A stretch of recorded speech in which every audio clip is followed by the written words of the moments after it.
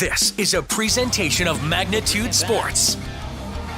Gets by and jams it down. Paul Olsen on the dunk. Ready to board the batter. He'll try a Butler. Pops away from Prenti, runner to the plate, and scores. 1-0. Ball will drop back to pass again. This one's over the middle and intercepted by Gunnar Broughton. At the 40, at the 30, at the 25, 20, and he has a man to beat. Cuts inside, 10-5, touchdown, Gunnar Broughton on the pick six. We'll send it over, but the Vikings will keep it alive. Duke Shiro comes back on the attack. He gets the kill. Because it all comes down to today. Ground ball hugging the first base line, and they hit the bag and bounces away from Holzer into foul territory. Runner will try to score, throw to the plate. Upbrand scores.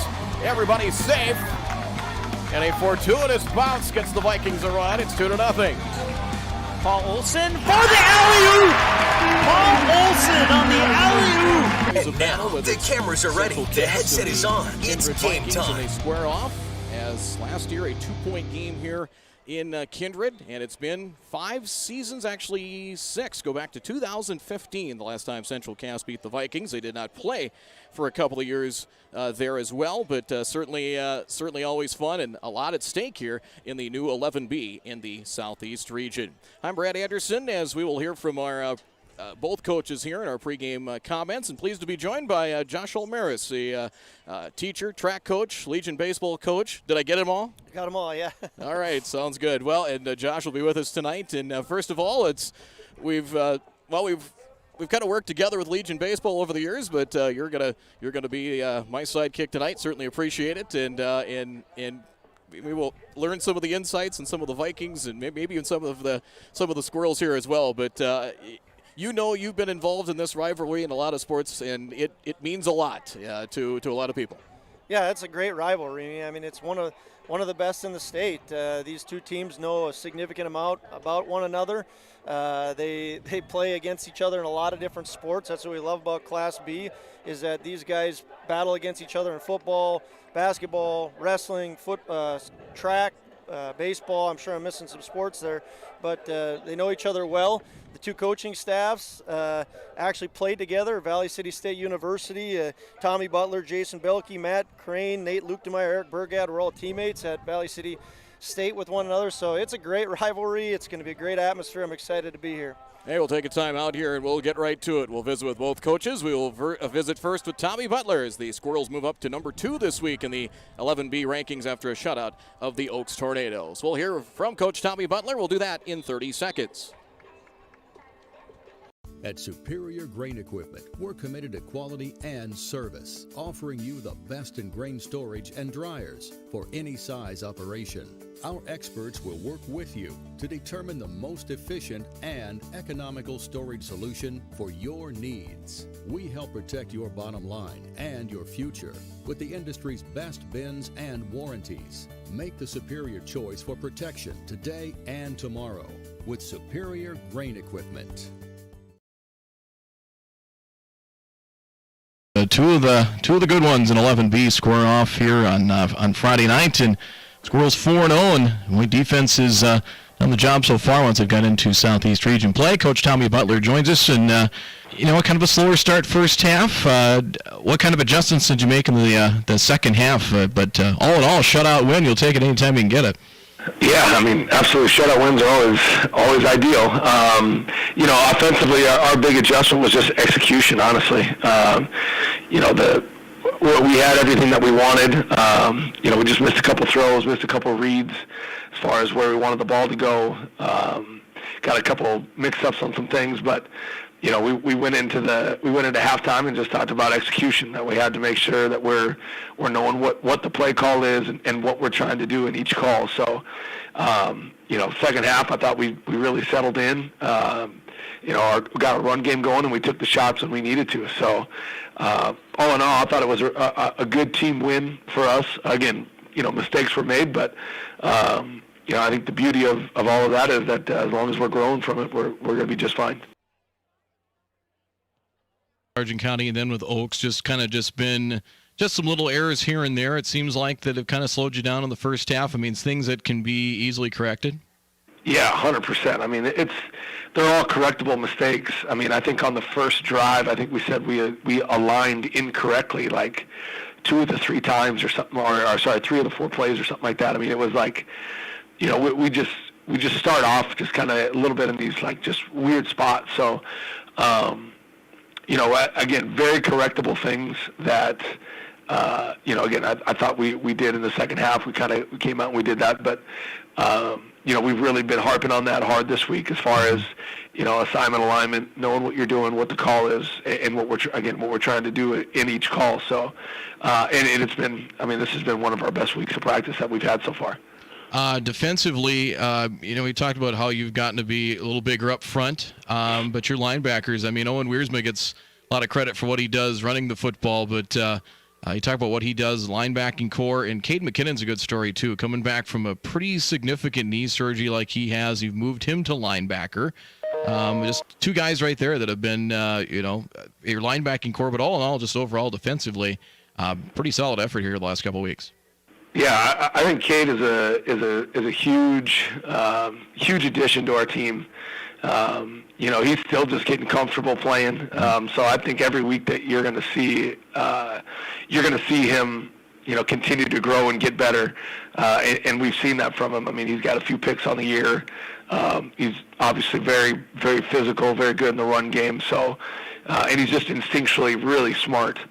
And then in our back half with our secondary, I think our secondary is really good. We play a little bit more of a complex defense in the back end, but our guys have really put in the time and the effort to come up with some different things that we do and try to fully understand what it is we're getting out of stuff. And I think you've seen that. And honestly, our young linebackers in Marcus Bifford and Cade Olsen-Tinglestead, just two sophomores. Cade's only maybe 150 pounds, maybe, and he's just as physical as anybody. Those guys, again, just continue to get better every single game. And the more reps they get, honestly, the better that they get. So, and like you said too, right, the bigger that we've gotten, the better we've gotten. Our D-line has really dominated the games.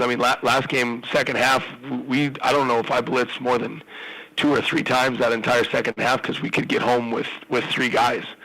And that's, for me as a D coordinator, that's my dream. You could drop 8 in coverage and you're getting pressure.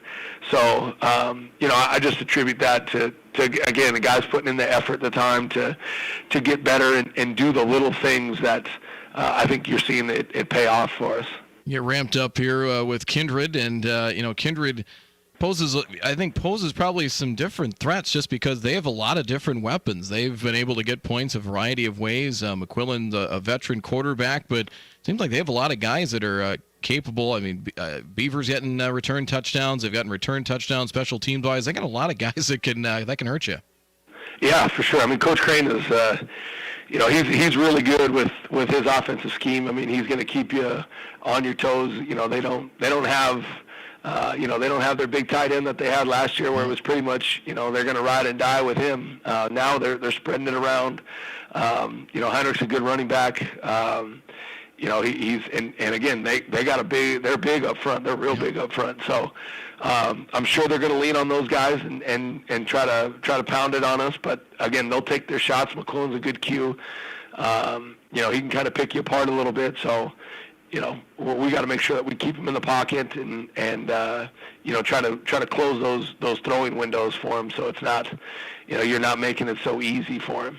Is it one of the biggest teams you're going to face up front? Yeah, I would say. Well, the biggest team we'll probably face will be Lisbon. Yeah, sure. But yeah, this will be the biggest team that we face so far. And again, I think we definitely are excited for that matchup. That's, again, something that we've really been trying to pride ourselves on since last year, was that, teams that want to get big and physical and just try to slam it on you, that, can you match them? Because really there's no defense for a team that can just out-physical you, around the field. So, if we can match that, then I think we give ourselves a shot. I think we can come up with some different schemes and stuff like that. But if they're able just to get in their two-back set and just pound it at you, it doesn't really matter what the calls are. If they're taking our guys 3, 4, 5 yards down the field like they've done to some of these other teams. I think it just shows. I was talking with Scott Olson from Hillsborough Central Valley last week, and I posed the question to him that is the 11B class maybe the deepest in the state, and I'll throw the same question at you.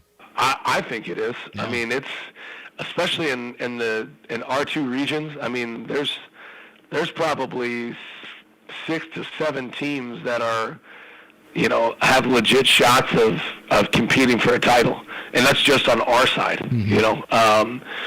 So I think it's really, really tough. The fun part for us as coaches is that every week you got to come with your best. Yep. We've been putting in a ton of time as coaches. You're just trying to make sure that you're doing everything that you can to give your kids a shot, because a lot of these games are going to come down to little mistakes, tendencies, stuff like that. Can you give your kids those little opportunities to make a play? And obviously, again, it's always going to come down to execution. But I think your job as a coach is to get them in those positions to make those plays.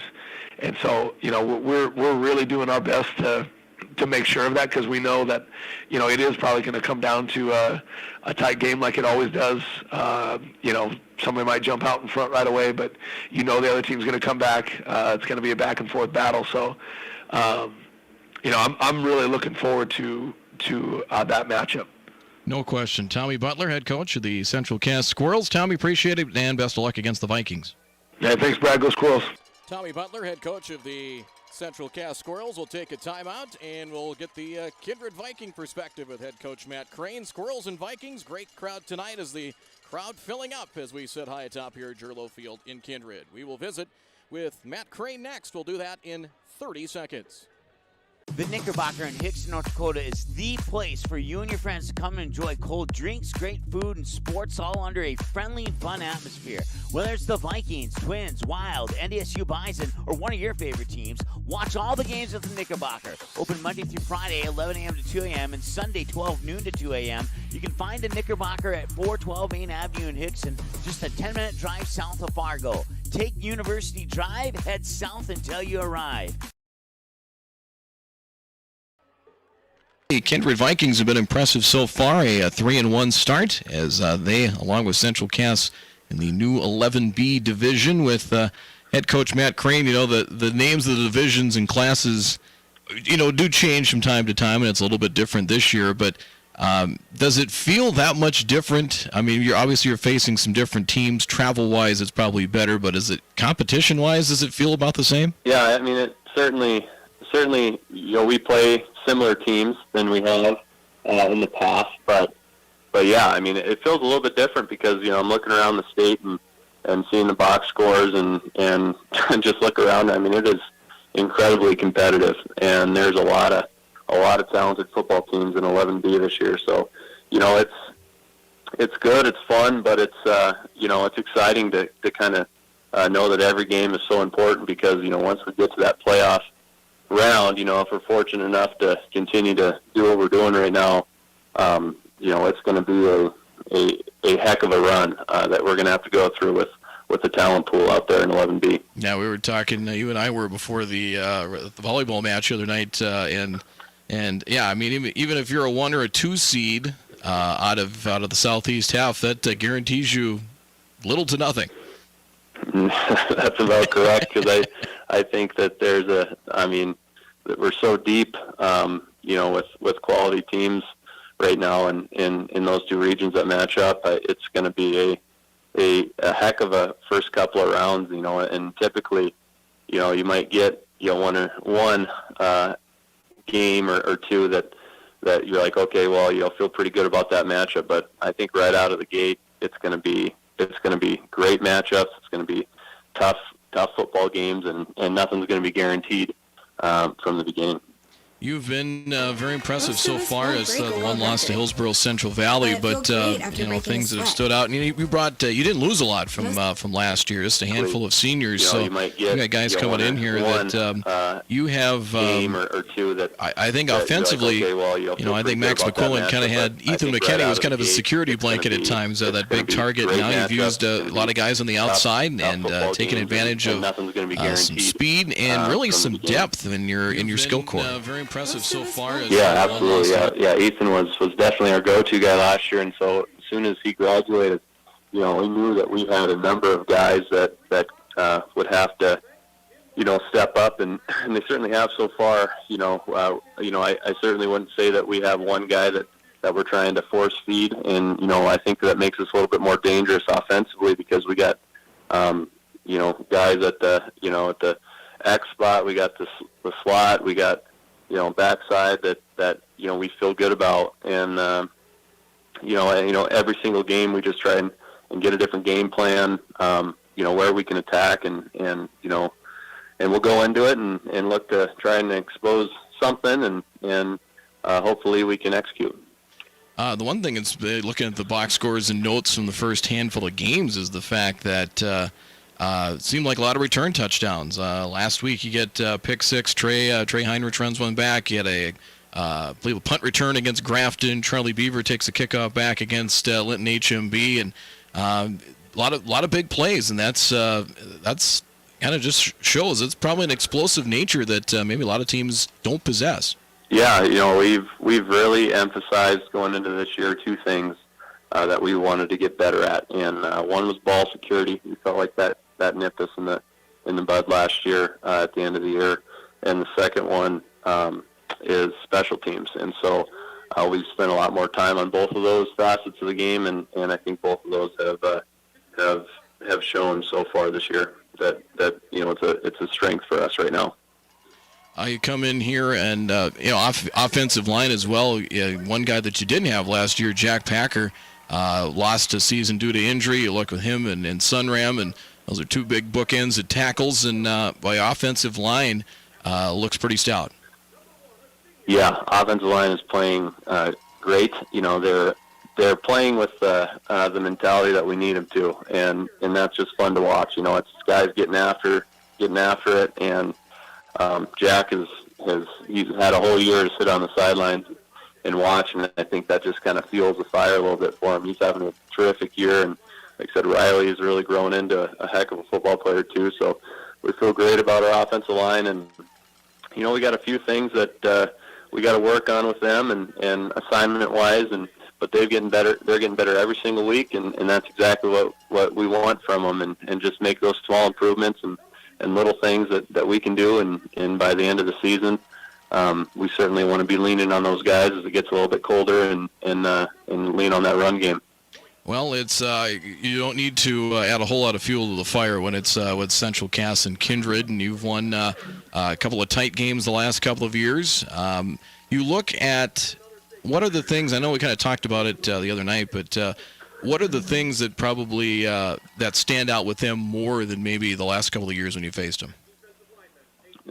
For sure, it's their line play, and it's they've always been terrific skill players, and they're always well coached in every facet of the game. But this year more than any other year, it feels like their line is just extremely aggressive. They're getting out on the linebackers as far as their offensive line, and they're firing out to double teams, and they look really, really aggressive and just really good. And so that's hats off to them and what they're doing right now, and it shows in the scores and on tape, and so those are the things right now that we're preparing for, because we know it's going to be a physical battle.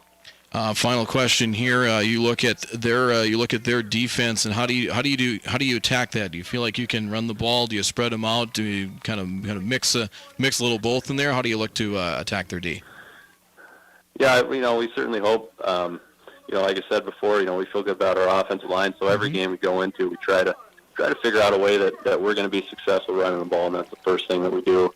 But a team like Central Cass, they're going to have answers, for our different run game and run plays, and so we're going to have to be versatile and going to have to adapt. And so we have a little bit of everything in our bag, and we're going to throw it at them, and we won't leave too much in there because we know it's just like you said. Every year we play them, it's just a terrific game. It's going to be exciting. We're just pumped up and ready to roll. And so I mean, it's going to be one of those games. It feels like it's going to come right down to the wire, and that's the way we expect it to. Matt Crane's the head coach of the Kindred Vikings. Matt, appreciate it. Good stuff, and best of luck against the Squirrels. Well, I appreciate it, Brad. Thank you. Matt Crane, head coach of the Kindred Vikings, and I thought some interesting comments there, Josh. And it is a little bit different this year without Ethan McKinney, but they've kind of, with a quarterback like Max McQuillan, they've kind of spread the love around. There have been a lot of guys that have gotten a lot of touches. Yeah, there has been. They've got a lot of different weapons. No doubt that the line is a big part of the Vikings game, and they've got the skilled players out there as well. And you look at the Central Cass side, they've kind of been, it seems like Vikings have been fairly healthy so far. There's been some injury questions. Sounds like Isaac Williams may give it a go tonight. He is listed in the starting lineup. How much he plays remains to be seen. Nate Burley with a banged-up knee. Of course, Brendan Maggio playing with a banged-up knee, but they've kept him upright as well. And been a few other guys. Peyton Lamar out for the year, season-ending injury. And there's been a number of guys that have been out for Central Cass, but there have been some guys, and guys like Cade Olson, Tinglestead, Marcus Bifford have been in, some of those guys that have really stepped up and done a great job for Central Cass. National anthem up next. Stay tuned. Opening kickoff is on the way. That'll be coming up after this 90-second timeout. Untamed. It's the honest, hard-working, all-grit lifestyle of the farmer. The strength of a seed that doesn't bow down to the endless trials of Mother Nature. And at Mustang Seeds, it's the family values that have been upheld for over 55 years. It's untamed. It's Mustang Seeds. Contact Clay Erdman at 701-630-2113 or visit mustangseeds.com today.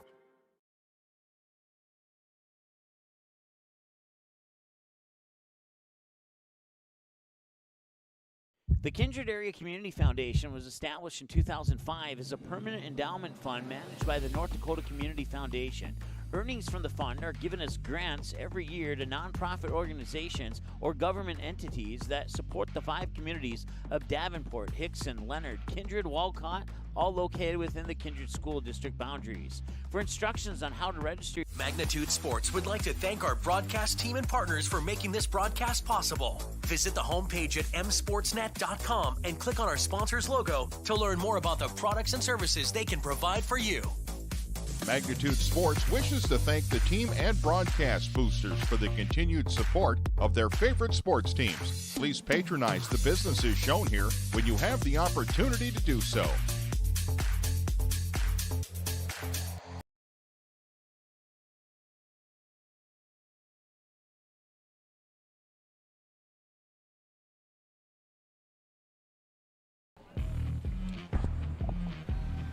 As we get ready for the opening kickoff, I honestly, Josh, I forgot to see who won the toss. I was going to check, and then I kind of got caught doing something else. So we will check. I believe it was such a beautiful national anthem. I think that's what caught you off guard. Who do we have? Kenzie Knight and Madison Getty. Madison Getty is a regular at this. Yep, they're both Kenzie Knight, not Mackenzie. Kenzie Knight and Madison Getty do a phenomenal job.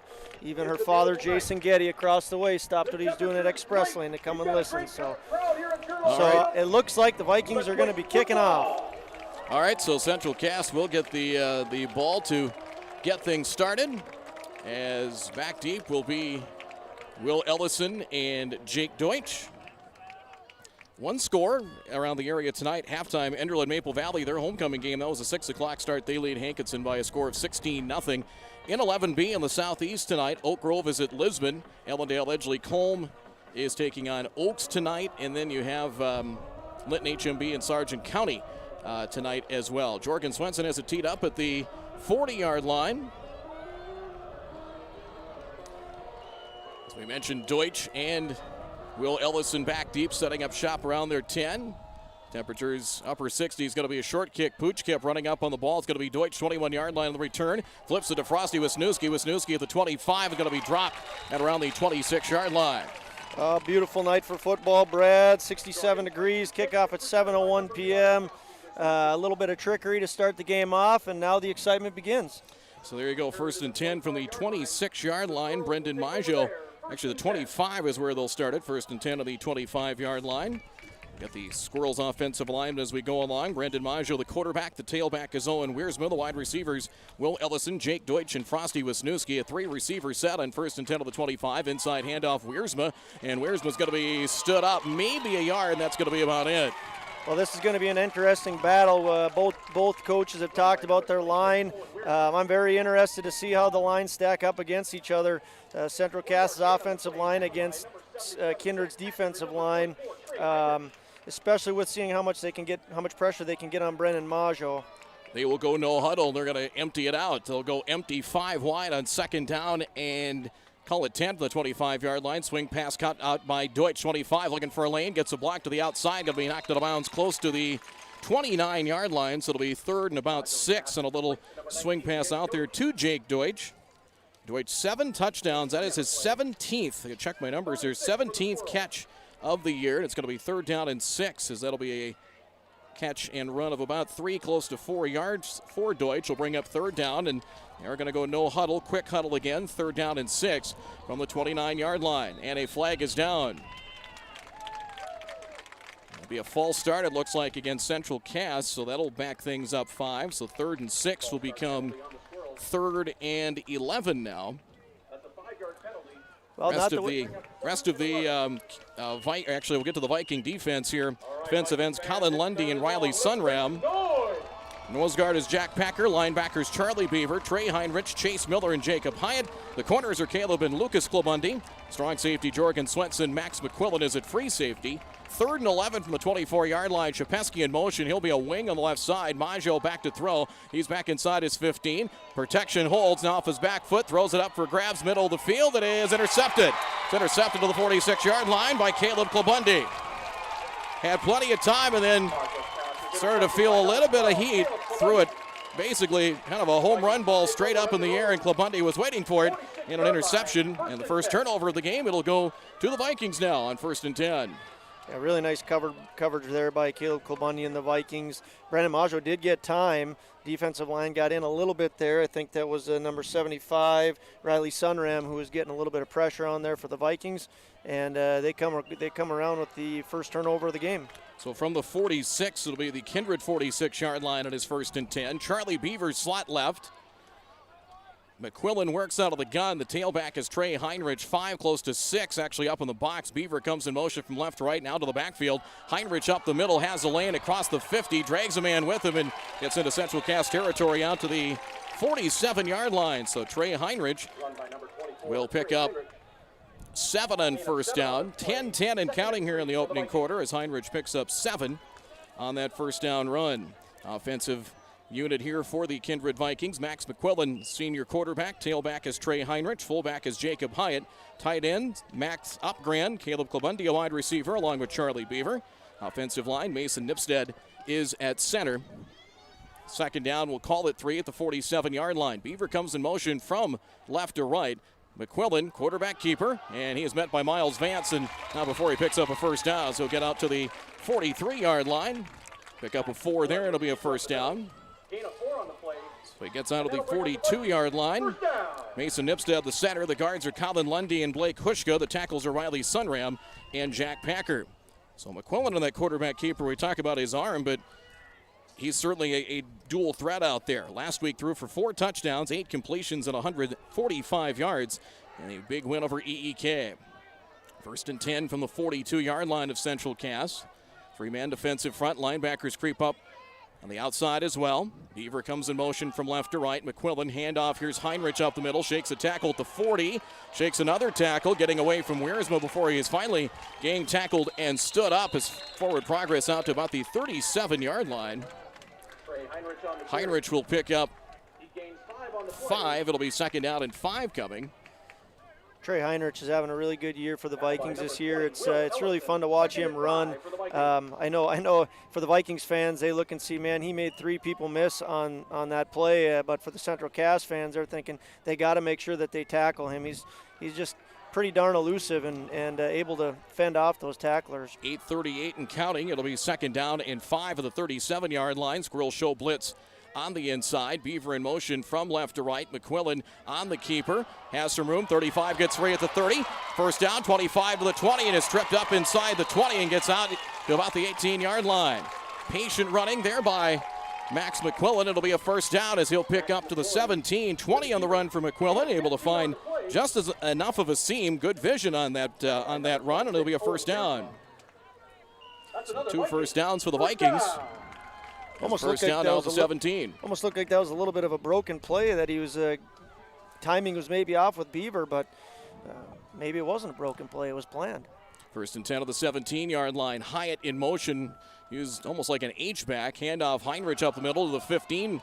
Slithered through a lane and inside the 10. Brought down inside the 10. And down to about the 9-yard line. Aston Chapesky on the tackle. As it'll be his 3rd carry for 20 yards on this drive defensively for the Squirrels. On that front line, Garrett Haugen, Miles Vance, and Tyler Crochet. The linebackers, Isaac Williams and Cade McKinnon on the outside. Cam Parker and Cade Olsen Tinglestead on the inside. Safeties are Owen Wiersma and Jake Deutsch. The corners are Frosty Wisniewski and Will Ellison. 2nd down and 2 from the 9-yard line. 7.5 to go here in the opening quarter. McQuillan out of the gun. Heinrich up the middle, first down inside the 5. Gang tackle, moves the pile. Shapesky, one of the Squirrels there, as he'll work his way to the 2-yard line. And that'll be a pickup of 7 and another Viking first down.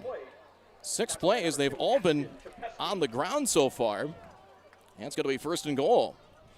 Offensive line for the Kindred Vikings is looking really strong right now. They're getting good push on the ball. A lot of credit goes to them right now as far as where this drive is at. And that was a concern, I think, for Tommy Butler in Central Cass. Heinrich tries the left side, bounces his way, no signal yet, and don't think he made it. Looked like he was close to the goal line, but it's going to be just inches shy of pay dirt. Yeah, an excellent job of tackling him. There's 2 Castleton Squirrels there that shut him down out of the end zone there, and a nice defensive play by the Squirrels. This will be the 8th play of the drive coming after the Clamundi interception. 6:46 and counting in the opening quarter. No score on this one. This will be 2nd and goal at the 1 as they quickly hustle to the line. Goal line package, tight set, handoff Heinrich up the middle, and he is in. Touchdown Vikings.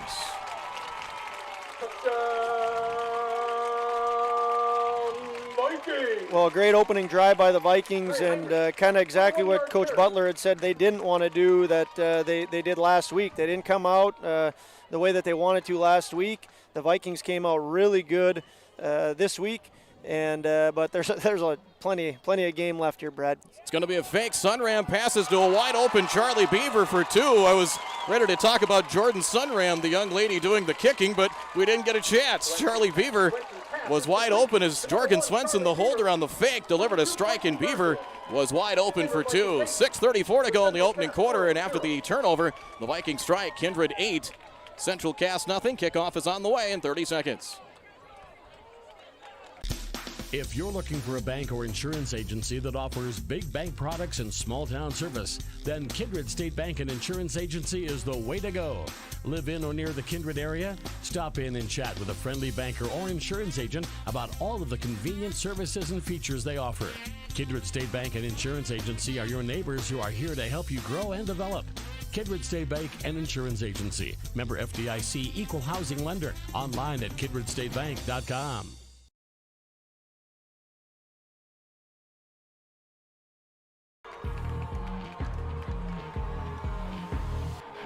So the kickoff coming. As an 8-0 lead as the drive goes 8 plays, 54 yards.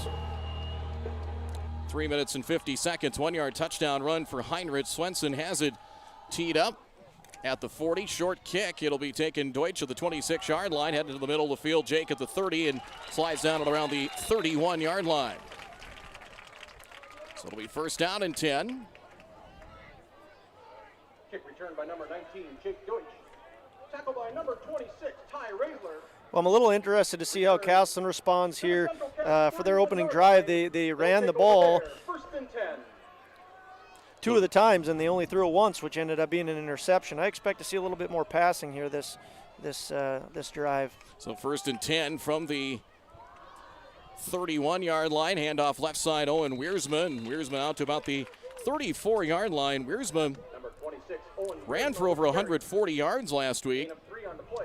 He had an 81-yard touchdown run called back in the first quarter against Oaks. It'll be second and 7, 6-11 and counting. As Wiersma, 23 carries, 144 yards. Maggio threw for 161 last week against Oaks. It'll be second down and 7 from the 34-yard line. 3 receivers set. Maggio, Wiersma up the middle again to the 35, and not much there. Looks like Jacob Hyatt, one of the Vikings, out of the tackle. It'll be a pickup of a couple. It'll be third down and 5 coming. So the Squirrels 0 of 1 so far in third down. Maggio threw that interception, and now they've got to try and establish something here. 5:35 and counting. It's going to be third down and 5 from the 36-yard line. 6-0 in favor of Kindred. We have 3-man front, 1 safety deep in Swenson. The corners, Klabundy is going to play back on Deutsch. Maggio back to throw. Protection holds, fires underneath. It is caught. Trying to secure it is Ashton Shapetsky, the tight end or slot receiver, and they will call it. I think they're going to signal a catch on that. Yeah, it took a little while for them to make the call there. And it is caught, first down. Gain of 7 on the play. Max McQuillan on coverage there, good coverage, but a very good pass and catch by the Squirrels to get the first down. This is the momentum they want to establish here. Pick up first down little by little and move down the field. So Shapetsky the catch, first down to the 43-yard line. It'll be first and 10 from the 43. Shapetsky comes in motion. Maggio to Wiersma, tries the left side, trying to get to the corner. 45, shakes and bakes. Pass one defender outside of the numbers of the 50. Bounces off another tackle. Is going to be close to a first down. Excellent run there by Wiersma. Again, making guys miss. You're a Squirrel fan. You're saying, man, that was a really good run. You're a Viking fan. You're thinking you got to wrap them up and tackle. But at the end of the day, it's a 9-yard gain, and they're sitting at 2nd and 1. So yeah, they've got 9 and change on that. It's going to be second down and short coming. We got a player down for the Vikings. Looks like it's number 3, Lucas Klabundy. It is Lucas Klabundy that is shaken up there. 6-0 in favor, or excuse me, 8-0 in favor of Kindred. With 4:38 to go here in the opening period. So 4:38 to play here in the opening period. As we'll check on Klabundy here, and I tell you what, Josh, it was a very impressive drive there for Kindred, and they really didn't go through the air. McQuillan did try to establish things on the ground a little bit. Well, like we said, it's a battle of the lines. Two lines that pride themselves in playing physical football. And in that first drive, the offensive line of the Kindred Vikings did an excellent job, created holes. And with Trey running as the halfback there, he did an excellent job finding the end zone. But as I said, the Squirrels, that's only going to upset them and get them ready to, get them even more fired up than I'm sure they were to start the game. So we're probably going to see some good push here, and we'll see how they respond. Brendan Maggio completing about 56% of his passes, 740 yards, 9 touchdowns with the interception earlier. His 6th pick of the year, and we have an officials timeout. I wonder if they have to reset the play clock, perhaps. Great atmosphere here tonight. Brad, fans are pretty full. The people still coming in. The parking lot's filled all the way from the elementary school down to the bus barn. Swing pass caught here near side. Deutsch makes a man miss 45 near sideline and is forced out at the Kindred sideline around the 42-yard line. It's going to be enough for a first down to Jake Deutsch. And he's kind of the home run hitter. He can get the deep ball, but they like to get him out in space, see if he can make some man miss. It's going to be a first down as Heinrich on the tackle, but Deutsch has his 2nd catch. 18th of the year, 7 touchdowns. First down for Central Cass as they move the sticks at the 42-yard line. It'll be 1st and 10 at the 42. 2 backs alongside Brendan Maggio in the gun.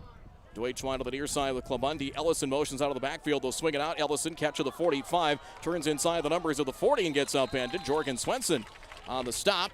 It'll be a pickup of about 3. A lot of positive gains here for the Squirrels. They're picking up yardage on every one of the plays, getting 3, 4, 5 yards. This is exactly the kind of drive that they want to keep going.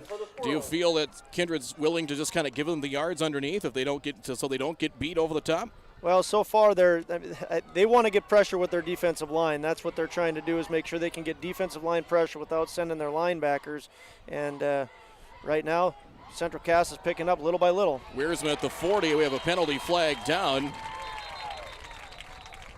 as a short pickup to about the 40-yard line.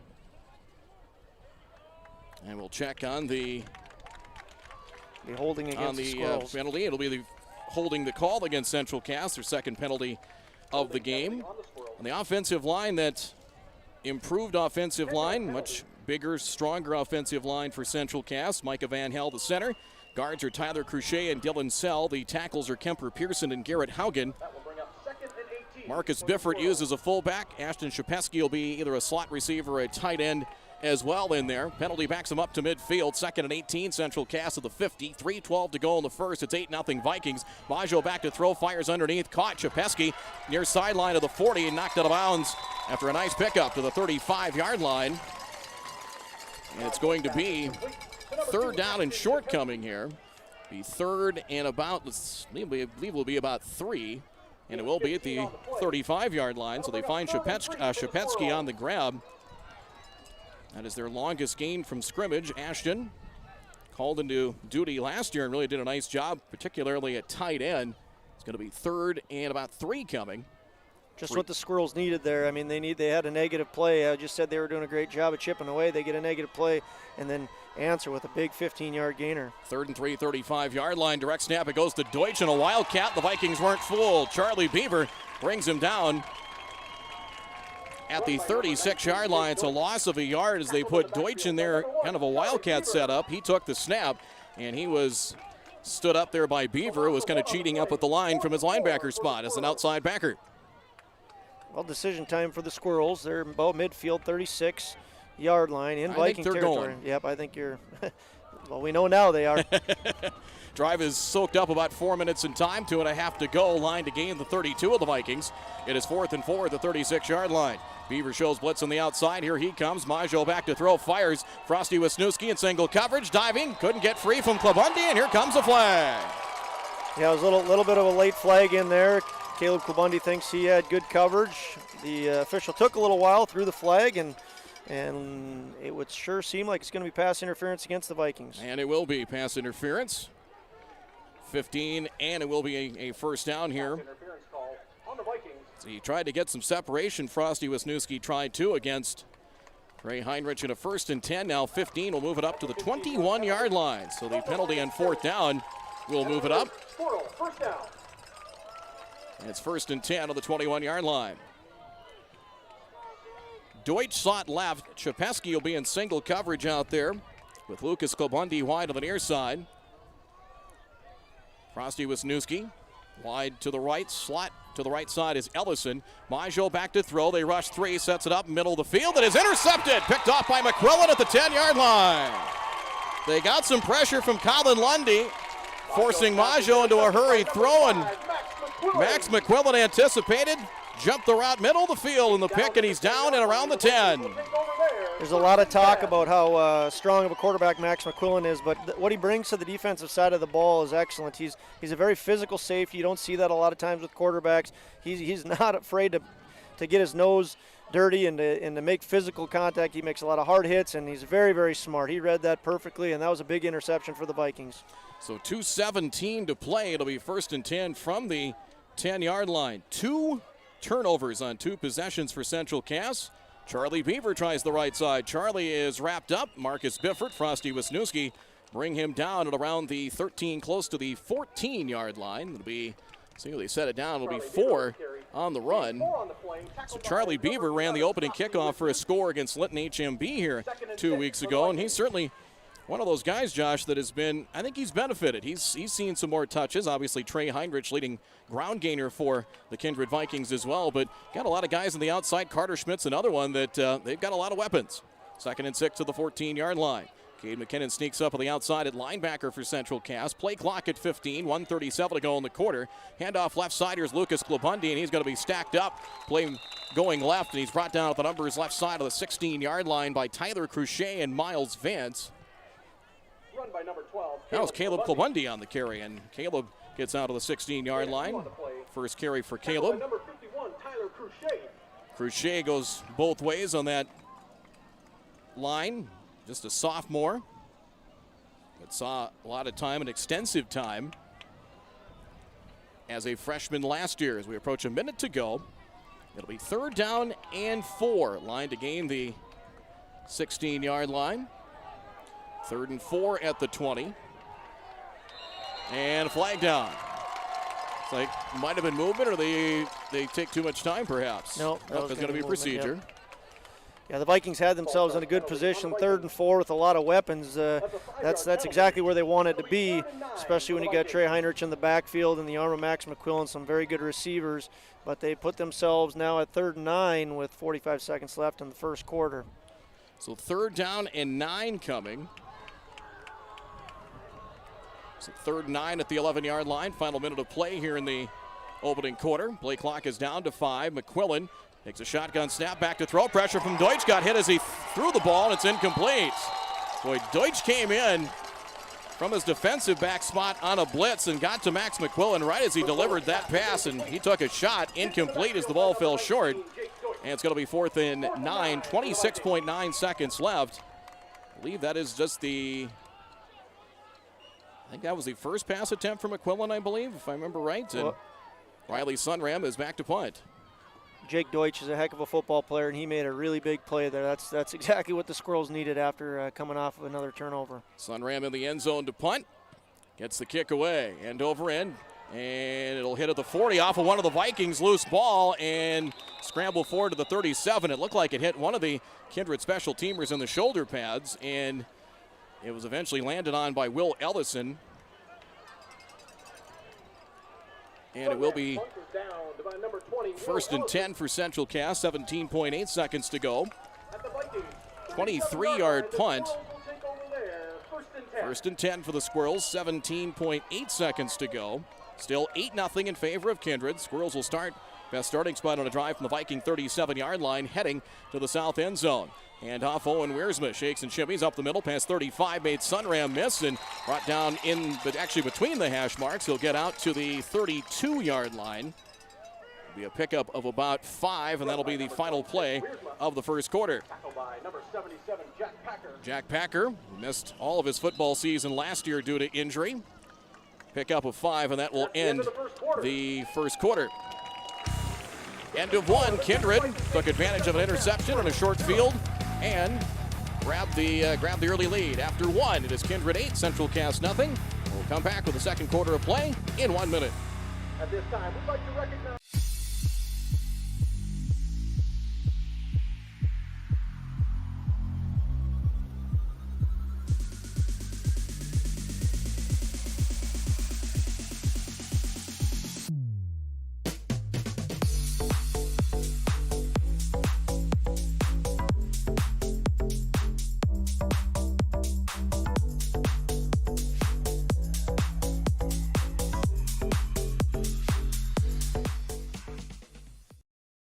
You have a teen ready for driving lessons, don't know what they need to do or when things need to be done? If busyness keeps you from driving with them, then Gotta Go Driving School is the place to call. Jeff Weber at Gotta Go Driving School has been teaching driving lessons to all age groups since 1991. Call Jeff at Gotta Go Driving, 238-0236. Jeff will tell you to start planning ahead now. Don't wait. Got a new driver? Then it's Gotta Go Driving School. Talk to Jeff or go online at gottagodrivingschool.com.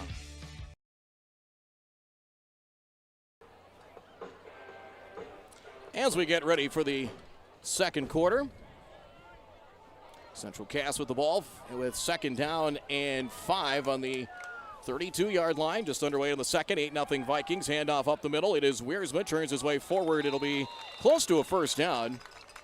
Looks to be about a yard shy as he turns his way up the middle. 2 really nice runs there by Wiersma.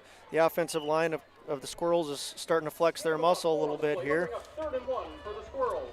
3rd down and a yard, the 28-yard line. They'll switch sides, head to the north end zone. Now Wiersma will motion back to the backfield. Ellison goes slot right. Shapesky will be a wing behind the left tackle on 3rd down and short. Handoff Wiersma up the middle. Sutter steps now, accelerates 1st down and more as he's inside the 25 to about the 24-yard line. That'll be good enough for a first down for Central Cass. Quickie stats in the first quarter. Each team 3 first downs, 2 Central Cass turnovers on interceptions, 1 by McQuillan and 1 as well by Lucas Klabundi. That was Caleb Klabundi. Or Caleb Klabundi on that. First and 10 of the 24-yard line. So they convert on third down. 8-0, first and 10 from the 24, and we have an officials timeout. Coverage brought to you tonight by Castleton Lumber, by Cottonwood Golf Course Castleton, the Kindred Vikings Booster Club, Castro Water District with 13 locations, Hopewells of Kindred, and the Ringneck of Leonard. Now ready to go. Opening minute here of the second, 11:05 and counting. First and 10 from the Kindred 24-yard line. Here's a handoff left side. Stretch play to Wiersma. Stutter steps. A stiff arm on Jorgen Swenson. Finally hauled down by Swenson along with 41 Jacob Hyatt as the play stretched out here to the near side. Pickup of 3 to about the 21-yard line. Good job of Swenson by slowing him down, and Jacob Hyatt comes in and finishes the job. But if the Squirrels keep picking up 3-4 yards every run, they're going to continue to see good things happening. Wiersma came in 494 yards, 5.5 per carry, and 7 touchdowns. Second and 7, fifth play of the drive from the Viking 21. Squirrels trail 8-0. Back to throw Maggio, backpedals to his 30, sets it up near side, caught by Shapesky at the 15. Brought down by Swenson. It'll be a first down, knocked out of bounds at the 12-yard line. It'll be a first down for Central Cass as that offensive line has given Maggio adequate time to throw all year long. And again, he's playing on a seriously banged up knee, so that's definitely been key. Shapesky the catch, talking with his dad Dustin last night, and he says, you know, Friday nights he goes hard during the week, and says usually in the weekend he's pretty sore. That's a football attitude, no Yep, doubt. No doubt. And it's his senior year. He wasn't going to miss that for anything. 10 minutes to go here in the first half. 8-0 Vikings. It's first and 10 Central Cass. 6th play of the drive by our numbers at the 12-yard line. Swing pass out, caught by Ellison at the 15, and nice open field tackle. Just tripping him up that time. Nice job, Caleb Klabundi to the 10-yard line. Pickup of a couple. Yep, very nice tackle there. If he doesn't make that tackle, Ellison might be in the end zone. Last year, Kindred jumped out to an early lead. Ethan McKinney had a couple of touchdowns. Eli Heinrich got shaken up in that game and didn't play in the second half. Squirrels made it interesting. Actually had a chance to tie the game after a touchdown on a 2-point conversion. Play clock at 15, 9:20 as this first half flying by. 8-0 Vikings. Second and 10 from the Kindred 10-yard line. Handoff, Wiersma up the middle and locked up tight by a whole wave of the big blue, the Viking defense. No gain. 8 carries for Wiersma, 26 yards. And keep in mind, Josh, this is a guy who gets 5.5 a carry on the average. And credit to the Viking defense there. Have locked him up pretty tight. Well, that's where the rivalry runs deep. The offensive line of the Squirrels does a good job, and now the Vikings are saying, we're not going to let you get the end zone. We might bend, but we're going to do everything we can to not break. Carter Verkota has hit 2 field goals, hit one from 26 last week for the first points against Oaks. Right now they'd be about 27 if they don't get any further. Play clock at 12, 8:38 and counting first half. It's third down and 8 from the 10-yard line. Deutsch comes in motion. Maggio back to throw, pressure from the edge, fires far side, too tall for Ellison. High, off his fingertips and incomplete. Caleb Klabundi on coverage. And now a decision to be made is right now it'd be about a 27-yard field goal. Maggio is 7 of 10, 44 yards, 2 interceptions. They need to get the 2-yard line for the first down, and we'll see what Tommy Butler decides to do here. Down 8-0, 8:29 to go here in quarter number 2. Looks like they're going to go for it. That might have been a pass that both Maggio and Ellison both wish they would have had back. Good teammates. I'm sure they're both saying to themselves, that's my bad. We'll see how they respond here on 4th down. Slot left Ellison. Frosty Wisniewski wide to the left side. Single coverage on Deutsch wide to the right side. Back to throw Maggio. Scrambles to his left, swings it underneath. Caught by Wiersma, and he's going to be wrapped up and down. Maybe back to the line of scrimmage. Nice. He was finished off there by Trey Heinrich. Yep, Trey Heinrich again gets a lot of talk as far as the running back goes, but he's also one heck of a linebacker, and he does a good job of turning over the Squirrels on downs. So they turn him over on downs. Nicely done. A red zone stop by the Kindred defense. 8:22 to play. Squirrels' drive took about 4 minutes and stalled in the red zone. 8:22 to play. Trey Heinrich 1-yard touchdown run, capped off a 54-yard drive, and the Vikings will start first and 10 from their 11-yard line. With 8:22 to go, here in the first half. McQuillan out of the pistol. 5 up on the line for Central Cass. They show an inside blitz. Handoff up the middle and actually bouncing it to the left. Trey Heinrich, maybe a yard, perhaps a couple. So get out to about the 13-yard line. Trey Heinrich, get to his numbers here in just a moment. That was one thing with Eli Heinrich. His season cut short last year. Trey got a lot of carries, and then he got banged up as they got towards the playoff run. Yeah, 2 brothers that both are very good athletes. Eli, of course, is at the University of Mary right now playing football.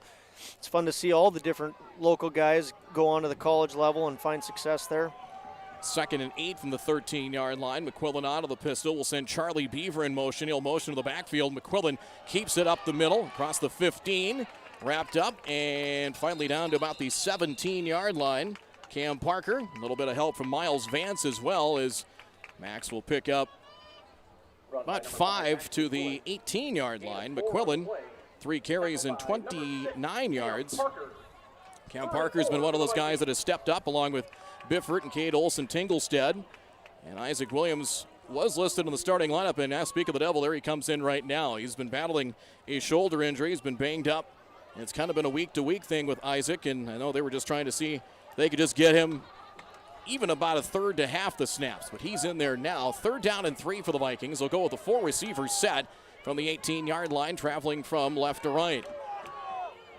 McQuillan back to throw at the 10 and swings it out incomplete as Cade McKinnon, who has a pair of interceptions this year, put his hands up on that one. May have disrupted that pass just enough. Incomplete. McQuillan 0 of 2 passing by our numbers, and it's 4th down. Yeah, it's tough to know if Max missed that pass there. I think McKinnon had a lot more to do with it than Max missing it. McKinnon had great pressure there, had his arms up, played that perfectly. McKinnon did an excellent job of disrupting what the Vikings were trying to do there. Another guy that's come back from reconstructive knee surgery. Riley Sunram will punt. He's back at his 5-yard line with Frosty Wisniewski and Deutsch back for Central Cass. There's the kick, line drive kick, end over end returnable. Frosty Wisniewski, 49-yard line, quickly dropped to the 48-yard line. Yeah. Short return. Nice tackle there, open field tackle by Lucas Klabundi there, and Carter Schmitz is ready in case he misses him. So 6:39 to play. This will be the 3rd offensive series. Central Cass has gone turnover, stop on downs, and they'll be their 2nd straight drive, Josh. It starts in Viking territory at the 47-yard line. Still 8-0 in favor of the Vikings. It seemed like this first half has flown by. No doubt about it. It's been a very good football game, very competitive. Handoff. Here's Wiersma up the middle and locked up tight as Owen rumbles his way to the 45 and maybe across the 45. He'll pick up a couple. And again, Wiersma's really not been able to break free too much. 8 carries, 33 yards, but he's yet to break a big one, as he has not had a run of 10 yards or more so far. Central Cass is doing a good job of moving the ball. Not a lot of negative plays. No, but they got to get in the end zone. I never thought that this would be as much of a defensive battle as it is at this point. 6:05 and counting here in the second. 2nd and 8 from the 45. Here's Wiersma up the middle, finds a lane and closes quickly to the 41-yard line. Hyatt, and one more out of the bottom of the pile there for the Vikings. Looks like Colin Lundy into the stop to about the 42 to bring up 3rd down and about 5 coming. They'll give him 4. Colin Lundy finishes him off, 42-yard line. So it'll be 3rd and 5. Squirrels have all 3 timeouts left. 5:38 and counting here in the first half. Kindred scored on their opening drive, and so far it is stuck. The Vikings at 3-1 lead the unbeaten Squirrels 8-0. 3 receivers set, 2 to the right. Shotgun snap. Maggio back to throw at the 50. Back pedals, looks to set up a screen, and it's broken up at the 45. Broken up beautifully that time by linebacker Chase Miller. The senior broke it up, but it's 4th down. Yeah, three real nice plays in there. Riley Sunram coming in, Charlie Beaver coming in, and then like you said, Chase Miller scouted out that screen play and shut it down. Maggio will punt. He's back at his 42-yard line. They'll set up Charlie Beaver as he will set up inside the 10-yard line. Now Maggio will see if he can pin the Vikings deep. And the Kindred defense has given up yards, have not given up the big play.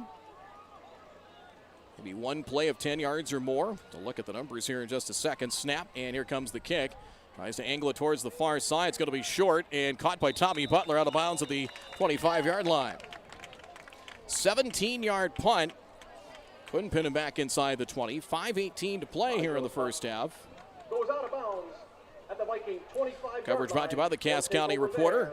As Kindred will go to work, 5:18 to play in a 8-0 Viking lead. It was a 2-point game last year here in Kindred, 22-20, 25-15 in Castleton 2 years ago. The last Central Cass win came back in 2015 from the 25-yard line, 1st and 10 for the Kindred Viking offense. And your quarterback, Max McQuillan. Handoff. Here's Klobundy, tries the left side. Outside the 30. Sheds a tackler, forced out of bounds by Deutsch on the far side of the field at around the 32-yard line. Pickup of 7 there for Klobundy. Nice run by Klobundy, makes a guy miss. And I said it before, I'll say it again. Jake Deutsch, he's a very, very good football player. Makes a nice tackle there after one squirrel misses. Caleb Klobundy, I should say, had just 3 carries, 16 yards coming into play. Heinrich, 341 yards, leading the Kindred ground attack and averages about 200 per game. Pickup of 7. It'll be 2nd and 3 from the 32-yard line. They'll go double tight ends. A wing on the right side and Hyatt. Back to throw McQuillan. Nearly slipped. He'll fire right side. It is up for grabs. Batted away by Deutsch and incomplete. Trying to find Max Upgrad, the tight end. And a nice job there. One hand kind of shielding himself from the tight end Upgrad and use that free hand to bat it free. And it's 3rd and 3. Yeah, no doubt a touchdown saving play there by Deutsch. Just right on cue as I was talking about how good of a football player is. He covers Upgrad excellent. And if he doesn't make that play, I think that Max Upgrad is going to be in the end zone. It's amazing in the winter he does basketball and wrestling. Starts in basketball and was a place winner in wrestling. His dad was certainly a heck of a wrestler back in the day. And Joe Deutsch, and a timeout here by Matt Crane and the Vikings. We'll break. 5:08 first half. 3rd and 3 for the Vikings when we return. Kindred 8, Central Cass nothing. We're back with more after this 30-second timeout. Untamed. It's the honest, hard-working, all-grit lifestyle of the farmer. The strength of a seed that doesn't bow down to the endless trials of Mother Nature. And at Mustang Seeds, it's the family values that have been upheld for over 55 years. It's untamed. It's Mustang Seeds. Contact Clay Erdman at 701-630-2113 or visit mustangseeds.com today.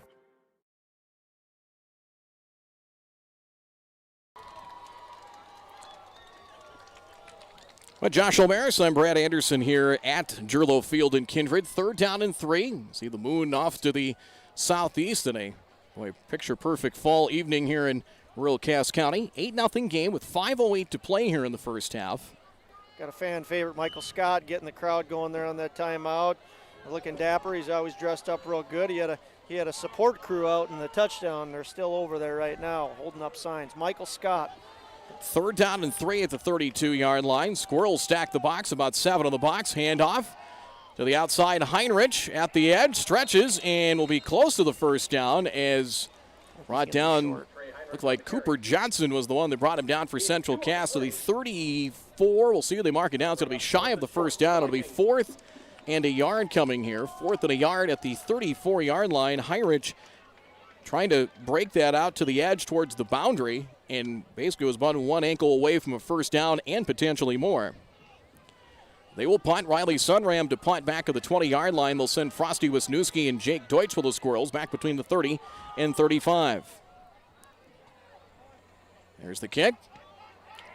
End over end and a good one. Wisniewski will give way to Deutsch. It'll drop in between them and fallen on by Wisniewski at the 23-yard line. Dangerous play there by Wisniewski. Both Deutsch and Wisniewski looked like they were a little bit confused on who was going to take it, and they could have just both ran out of there. But Wisniewski decides to fall on it. Thankfully for Squirrel fans, he secures the ball. 43-yard punt, no return. Central Cass 2 timeouts to work with. Halftime, we'll check some scores and other notes from around the region. Another game in the area kind of interesting in 9-man. Findlay Sharon Hope Page at Mayport CG. Linton HMB and Sargent County is an interesting one, Josh. I think 2 of those teams kind of after you look at these two teams and maybe Lisbon, there's kind of that next group of about three, maybe four, and there's two of them right there playing down in Milner tonight. 1st and 10, Squirrels from the 24-yard line. Knee-high snap, Maggio back to throw. Steps up in the pocket, fires underneath. It is caught. Will Ellison the catch to the 39-yard line. Brought down by Charlie Beaver. That's good for 15. That's a first down. Nice pass and catch there. Brandon Maggio has a lot of patience and poise as he sits in the pocket there. That's where the defensive line of the Vikings needs to get pressure on him, and the offensive line of the Squirrels need to keep him with as much time as possible. The Castleton Squirrel receivers are dangerous. If you give them time to get open, you'll see big gainers like that. 4th first down for the Squirrels to the 38-yard line. Ellison did not play 2 weeks ago, shoulder injury, and missed the game against Sargent County down in Gwinner, but certainly a guy kind of more of a slot receiver, but good hands as he has his, taking a look at his receiving numbers on first down, the 38-yard line. Swing pass caught by Wiersma, far side, across the 40 at the numbers of the 42-yard line. That catch was the 7th of the year for Ellison. 4 in the swing pass there for Owen Wiersma. Brings up 2nd and 6. 3.5 minutes to go in the first half, with Kindred holding a 8-0 advantage. 2nd and 6 for the Squirrels. Maggio's numbers here, 10 of 14. A little 4 yards in the swing pass there. As Wiersma has, it's like 3 catches on the day. 2nd and 6. From the 42, right hash on the old 42-yard line for Central Cass. Back to throw, Maggio settles at the 33, fires underneath. It is broken up. Klabundi again. Caleb Klabundi breaks that pass up. Far side near the numbers and incomplete. 3rd down and 6 coming. Great read by Caleb Klabundi. Good speed, good instincts. 3rd and 6 for the Squirrels. Nicely done by Caleb Klabundi. Sets up 3rd and 6 for the Squirrels. It just seems like the Viking defense is willing to give up yards underneath, but they just are not. One of those 5-yard outs is not going to turn into 25 or more. They're willing to. They're playing the safeties deep, about 10 to 12 yards off the line of scrimmage. 3rd and 6 from the 42-yard line. Back to throw, Maggio swings it out left side. Ellison the catch, looking for a room. Sidesteps one defender, but 3 more to greet him as he gets to the 45-yard line, shy of the first down, as Trey Heinrich eventually finishing off Will Ellison, as Ellison has his 3rd reception of the game, and the Vikings will take a timeout. So it'll be 4th and 3 at the 45 as Ellison for 3.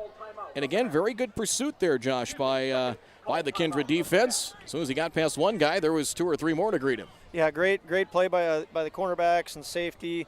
Linebackers do a great job, but there's a reason why the Vikings are bragging about their defensive line. Riley Sunram is one of the guys that's in on that tackle as well. Just some great speed and athleticism.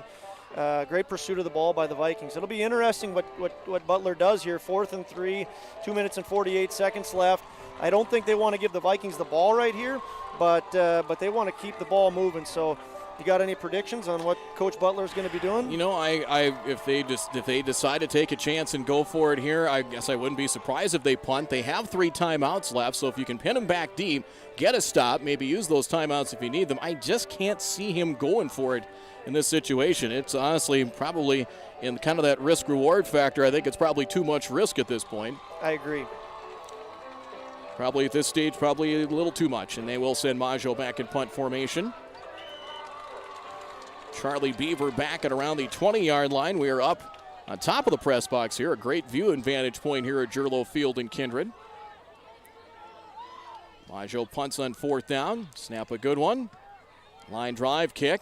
Bounces at the 30, at the 25, inside the 20. Beaver will back off on it, and it is coming to rest at the 16-yard line. So they pin him inside the 20.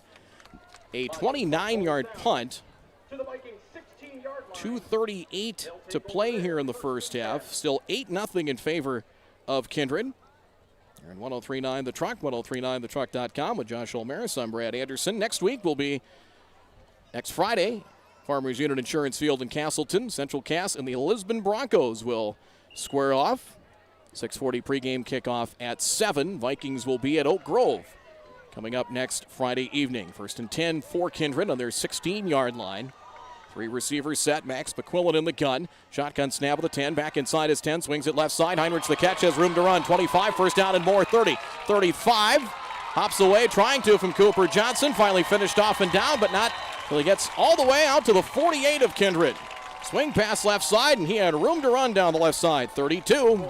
Longest play from scrimmage for the Vikings. They almost flipped the field. 1st and 10 now at the 48. Yeah, when he caught that ball, there was a lot of green space. Trey Heinrich is not one you want to give a lot of room to. He's very, very quick, but the Squirrels are able to bring him down before he gets into the end zone. I have that as McQuillan's first completion of the game. 1st and 10 to the 48-yard line. 2:18 and counting. Vikings 1 timeout left, leading by an 8-0 score. 3-man front for Central Cass. Outside linebackers not at the line. McQuillan back to throw. Sidearms one caught at the 45, close to the 41-yard line. Connor Rowland makes the catch. That'll be enough for a Viking first down as he is brought down at the Squirrel 40. Yep, so the Vikings have been running the ball very effectively, and now they go into some big pass plays. 2 very, very big plays for the Vikings.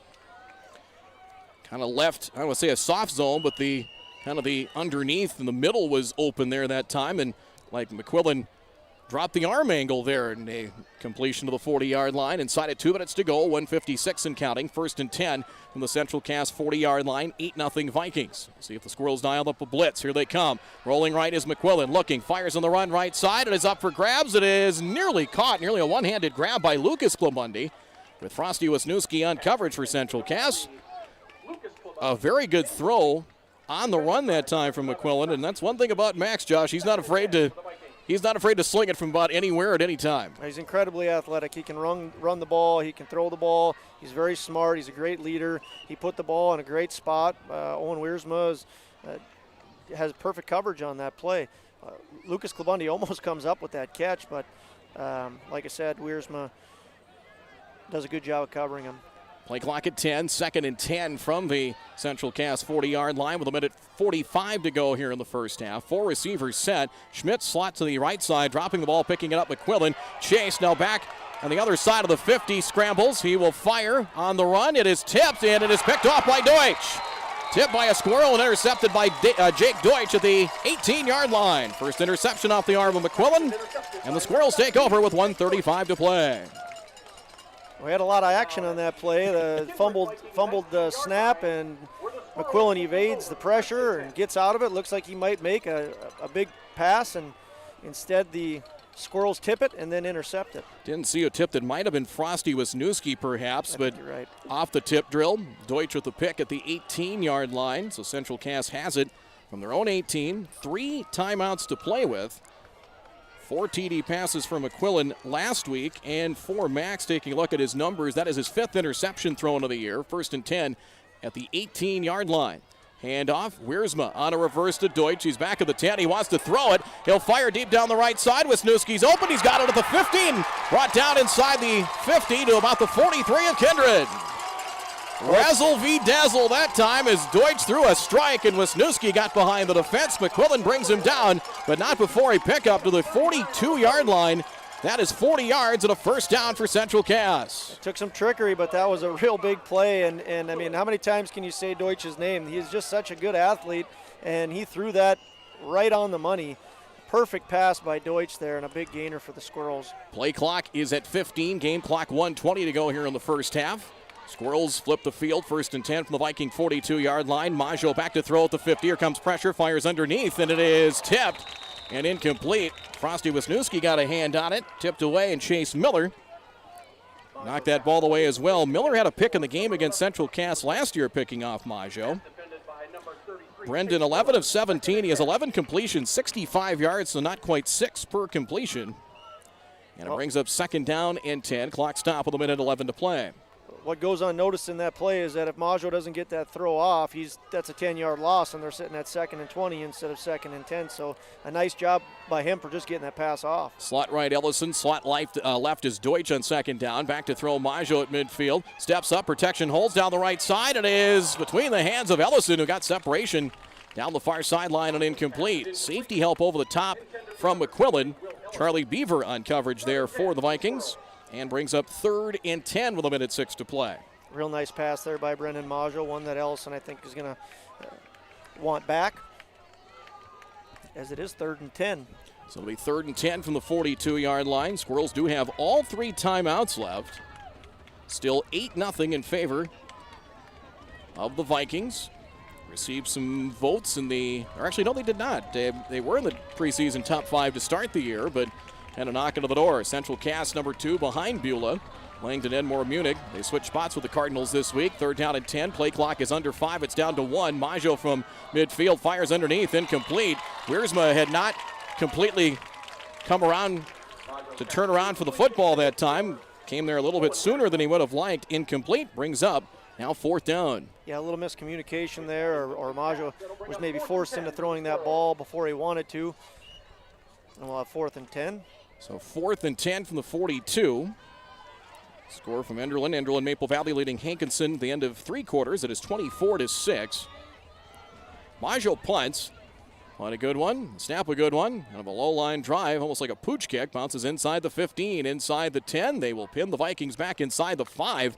And it comes to rest at the 3-yard line. No touch needed. Excellent punt by Maggio, pinning him inside the 5 there. Yeah, just kind of kicked it low and towed it, and got a friendly bounce there to the 3-yard line. It'll be 1st and 10. So the Vikings have it with 1 timeout left, 52.6 seconds left, and up 8-0, and 97 yards away from the goal line. I'd imagine Matt Crane's not going to get too cute here. Probably maybe a couple of kneel downs and go to the locker room with the lead. Might even be something where you give the ball to Trey and see what you can pick up here. And Trey can break one. Trey Heinrich can break one. So they might give it to him and see what happens. And if they get pinned here, then go to the locker room. So 1st and 10 from the 3-yard line. McQuillan in the end zone. Handoff up the middle. They do give it to Heinrich in maybe a yard to about the 4-yard line. Short pickup. Keep in mind the Vikings get the ball starting the second half. And no doubt they'll be happy going to the locker room up 8-0. Split-second difference between play clock and game clock, about a second or so. Game clock at 26 seconds. Special shout out to the Kindred girls golf team. They took first at the regionals today. They had 3 golfers in the top 10. Kayla Hoyme took 8th place, and she was named Senior Athlete of the Year. Riley Shaw finished in 4th, and Avery Bartels continues to have an outstanding year. Isn't she awesome or what? She is, yep. 2nd and 9. Handoff up the middle across the 5. Now bouncing it left. Short carry, and Miles Vance, Marcus Biffether to wrap up Trey Heinrich as the first half comes to a close. That was a fun first half, Brad. Absolutely. Fun first half. It went really fast. I think we're going to have a lot of excitement in store for half number 2. Yep, no doubt about it. It really kind of became a defensive slugfest after an interception by Caleb Kabundi set up a short field. And the Vikings went 54 yards and scored, and that's been the only point so far here of the first half. As we are at the half, Jerlow Field and Kindred in this 11B showdown here in the Southeast. It is Kindred 8, Central Cass nothing. Stay tuned for our halftime report. It is coming up after this 3-minute timeout. Kindred Storage, built on the north side of the city of Kindred, provides secure and affordable storage. The units at Kindred Storage are new construction, isolated from water and snow, and are maintained year-round. The area is also well lit to ensure easy and safe access to your possessions day or night. Call 701-428-3121 for unit pricing and more information. You can find Kindred Storage located on the north side of the airport in Kindred. The Knickerbocker in Hickson, North Dakota is the place for you and your friends to come and enjoy cold drinks, great food, and sports all under a friendly and fun atmosphere. Whether it's the Vikings, Twins, Wild, NDSU Bison, or one of your favorite teams, watch all the games at the Knickerbocker. Open Monday through Friday, 11 a.m. to 2 a.m., and Sunday, 12 noon to 2 a.m. You can find the Knickerbocker at 412 Main Avenue in Hickson, just a 10-minute drive south of Fargo. Take University Drive, head south until you arrive.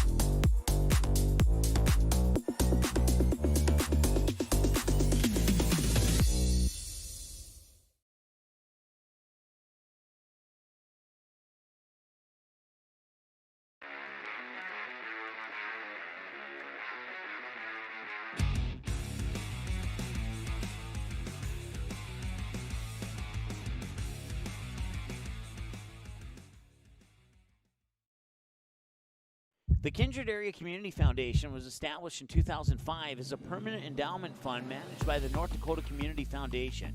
Earnings from the fund are given as grants every year to nonprofit organizations or government entities that support the 5 communities of Davenport, Hickson, Leonard, Kindred, Walcott, all located within the Kindred School District boundaries. For instructions on how to register your organization and to apply for a grant, visit www.ndcf.net/kindred and click on the Apply tab.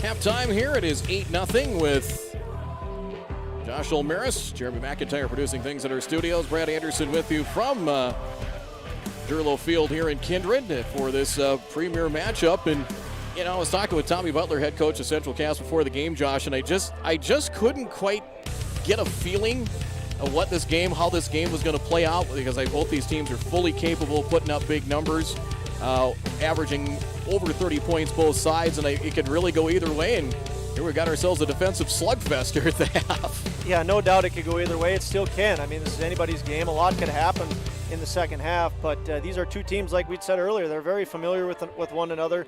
They're well coached. They have a lot of very good athletes.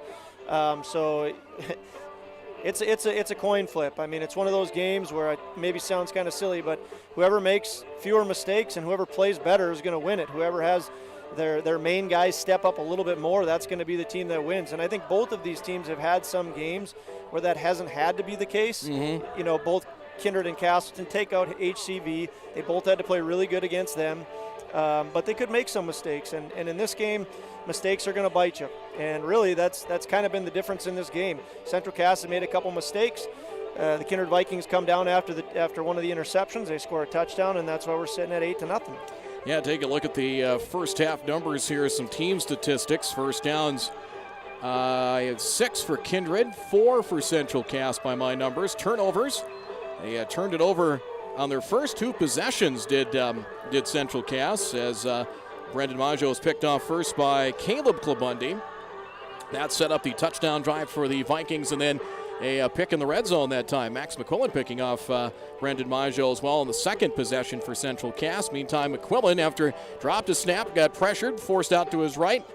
Pass that got tipped. The Squirrels tried the old tip drill, and it was picked off the deflection, picked off by Jake Deutsch. So turnovers 2 for Central Cass, 1 for the Vikings in the first half. Penalties in the first half, a fairly clean first half. 2 penalties, 15 yards for Central Cass, and then 1 penalty, 15 yards on an offensive pass interference penalty. That came with a 4th down. That gave the Squirrels a first down, and then the McQuillan interception came moments later in the first half. Time of possession, about a 3-minute edge to Central Cass, 13 minutes, 34 seconds compared to 10:26 for Kindred. Lone scoring drive of the first half, 8 plays, 54 yards in 3 minutes and 50 seconds. Kindred scored on a 1-yard touchdown run by Trey Heinrich. They went for 2 as they faked, as Jorgen Svensson found Charlie Beaver open for 2 on the 2-point conversion. Score came with 6:34 to go in the first half for Trey Heinrich, his 6th rushing touchdown of the year. That made it 8-0 in favor of Kindred, and that's where we stand so far through the first half of play. Let's check some scores right now. Hillsborough Central Valley leading Park River by a score of 21-0. See if we can check on some other scores as well, as Lisbon taking on Oak Grove tonight. And you can check on the score of that game. That's another 11B contest. 38-7. Lisbon leads in the first half over Oak Grove just before halftime in Lisbon there. And can't sleep on the Broncos. We talk about these two teams, but Lisbon, despite losing Jordan Sowers and Schultz and so much talent, so much size from that team that went to the Dome last year in Class A, which this class is now 11B. guys like, Caden Sweet's banged up, but Bowden Greenlee's had a big year. Cam Opp filling in for Sweet, had a big game running last week at Linton. A lot of big farm boys up front down there, and that's who the Squirrels will face next week in Castleton. And I think the Vikings, that's right towards the end of the season. That's correct, and there's no doubt that the Viking fans will be watching how the Squirrel Bronco game ends up next week. There's three very good teams in the Southeast region. I know each of those three teams, if they didn't make the playoffs, would be incredibly disappointed. Yep. I mean, all three of them they're very good teams in the Southeast. Yep, no doubt about it. And I've kind of posed this question to a number of coaches, Tommy Butler, Matt Crane, and Scott Olson last week when we were up in Hillsboro. This classification might be the deepest. If it's not the best, it's the deepest in the state.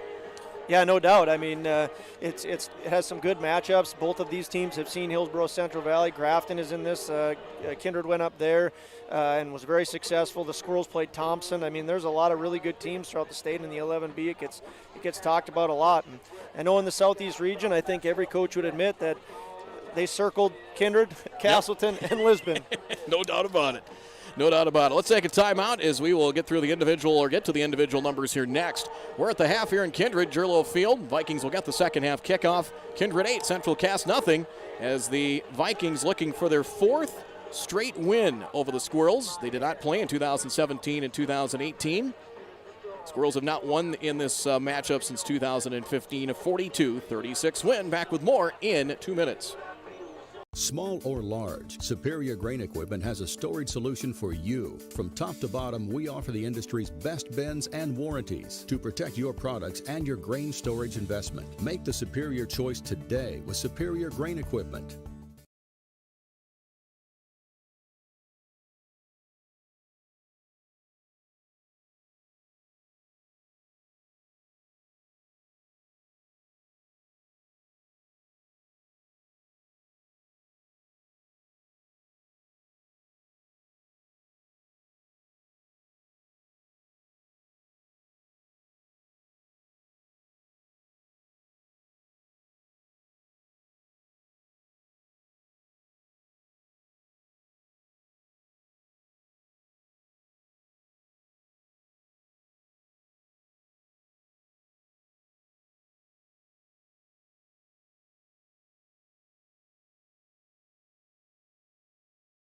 The Knickerbocker in Hickson, North Dakota is the place for you and your friends to come and enjoy cold drinks, great food, and sports all under a friendly and fun atmosphere. Whether it's the Vikings, Twins, Wild, NDSU Bison, or one of your favorite teams, watch all the games at the Knickerbocker. Open Monday through Friday, 11 a.m. to 2 a.m., and Sunday, 12 noon to 2 a.m. You can find the Knickerbocker at 412 Main Avenue in Hickson, just a 10-minute drive south of Fargo. Take University Drive, head south until you arrive.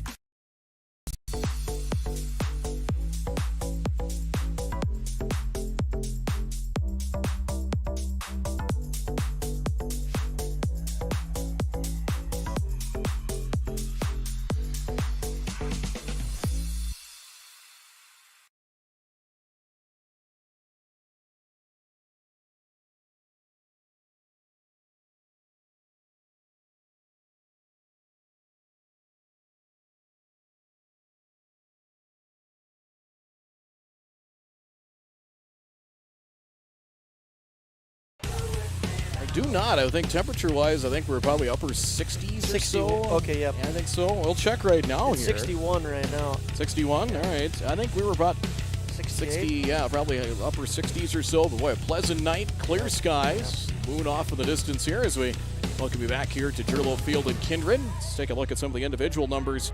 Passing, Max McQuillan for the Vikings, 2 of 6 for 44 yards, 1 completion to Trey Heinrich. Little swing pass out of the backfield for 32 yards. And then on the next play, found Connor Rowland for 12 on back-to-back first down conversions. 44 yards passing. Central Cass is thrown for 105.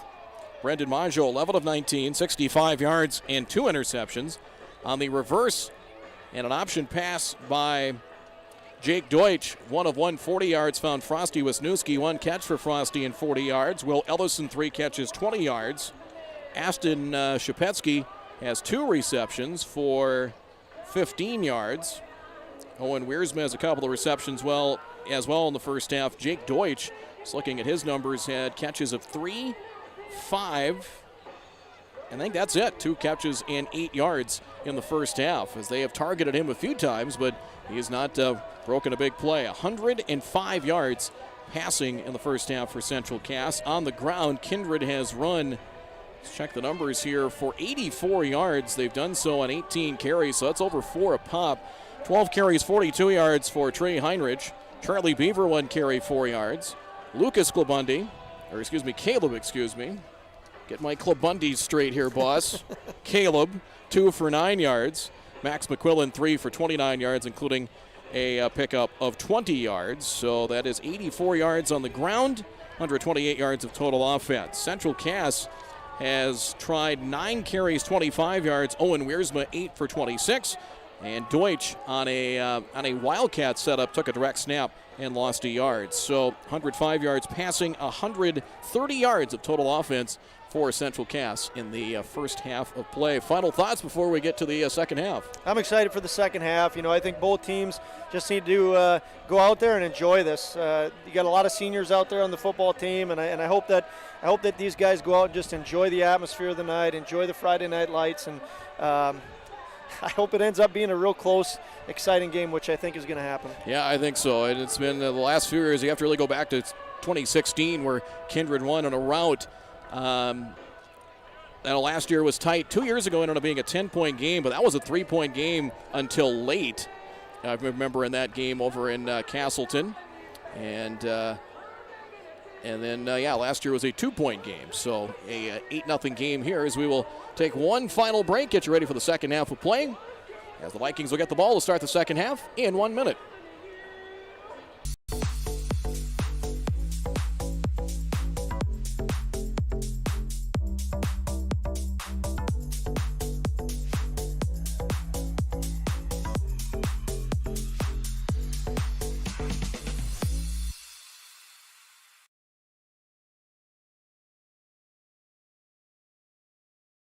The Knickerbocker in Hickson, North Dakota is the place for you and your friends to come and enjoy cold drinks, great food, and sports all under a friendly and fun atmosphere. Whether it's the Vikings, Twins, Wild, NDSU Bison, or one of your favorite teams, watch all the games at the Knickerbocker. Open Monday through Friday, 11 a.m. to 2 a.m., and Sunday, 12 noon to 2 a.m. You can find the Knickerbocker at 412 Main Avenue in Hickson, just a 10-minute drive south of Fargo. Take University Drive, head south until you arrive.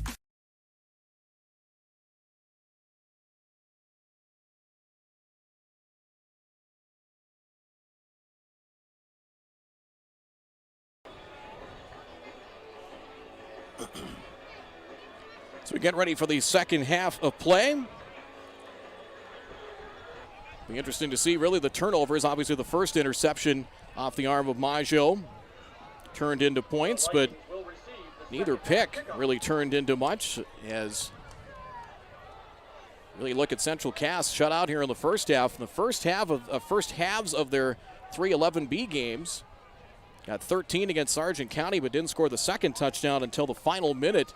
And a long touchdown pass from Maggio to Deutsch. Held to 10 last week against Oaks, then made some adjustments, figured some things out in the second half, and shut out here by the Vikings in the first half. Yeah, good first half by the Vikings, especially defensively. They're very happy with it. But as we said, there's a lot of things that are going to happen in the second half. Verkoto at the kick, end over end. Charlie Beaver catches at the 11-yard line, at the 15 to the 20. Looking for room, 25, and hauled down. Isaac Wisniewski with a 2-point takedown and brings him down at the 29-yard line. Well, as we were talking about earlier, beautiful night, 61 degrees. Sun sets in Kindred around 7:34. The first home game that we had here, Mike and I did on August 27th, the sun was up till 8:16 p.m., so got to throw those fun science things in there. You know? Let's see. The next home game in a couple of weeks against Sargent County. Probably won't have any light by the time kickoff begins. 7:34 now is sunset, so we're going to continue to lose a few minutes every day. So 1st and 10 on the 29-yard line. Toss left side. Heinrich up the numbers left side across the 35 as he will move it out to about the 35, close to the 37-yard line. It was the Vikings' opening drive of the game that got them the touchdown, so no doubt that they'd be very excited to make this a 2-possession game.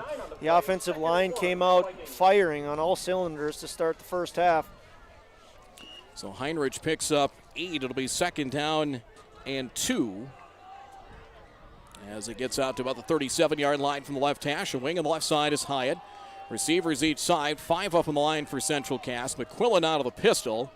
Play clock is at 8. Turns, handoff, Heinrich left side. First down, up the numbers left side, 40, 45, midfield, and has himself a first down to the Central Cass 47-yard line. First down number 7 by our numbers is Heinrich. Will pick up a first down. Really good run by Trey. Once again, he's making guys miss, and really he keeps those feet churning and churning and churning. He's fast, but he's also really strong, and he's a tough one to get down. 16 on the run and a first down out to the 46-yard line. This drive started back at the 35. It'll be 1st and 10 from the 46-yard line.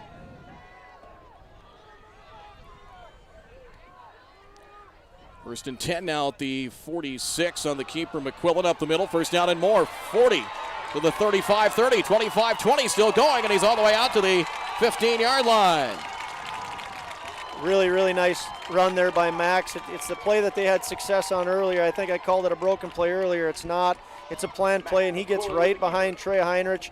Trey provides some great blocks. Very good running there by Max McQuillan, and 2 big back-to-back gainers for the Vikings. All the way to the 15-yard line. 36 on the run for McQuillan as he has 65 yards, and it's going to be 1st and 10 on the 15-yard line. So 3 runs just like that. They're in the red zone. 10-15 and counting. Play clock is at 8. Handoff Heinrich at the 15. Bounces it to the left. Gets away at the 10. Still going. Battles forward. Close to another first down. Boy, he's just elusive. He makes a number of guys miss. Yeah, absolutely. He's a really, really good running back. Only a junior, so he's got a bright year coming ahead this year. He's done a really good job in the first 4 games, this being the 5th, and exciting things if he can stay healthy throughout the end of this year and his senior year. So 1st and goal at the 5. That is a pickup of 11 for Heinrich. 4 plays on this drive. They have marched by our numbers 60 yards. 1st and goal. 1st and goal now at the 5-yard line. Max McClellan out of the pistol.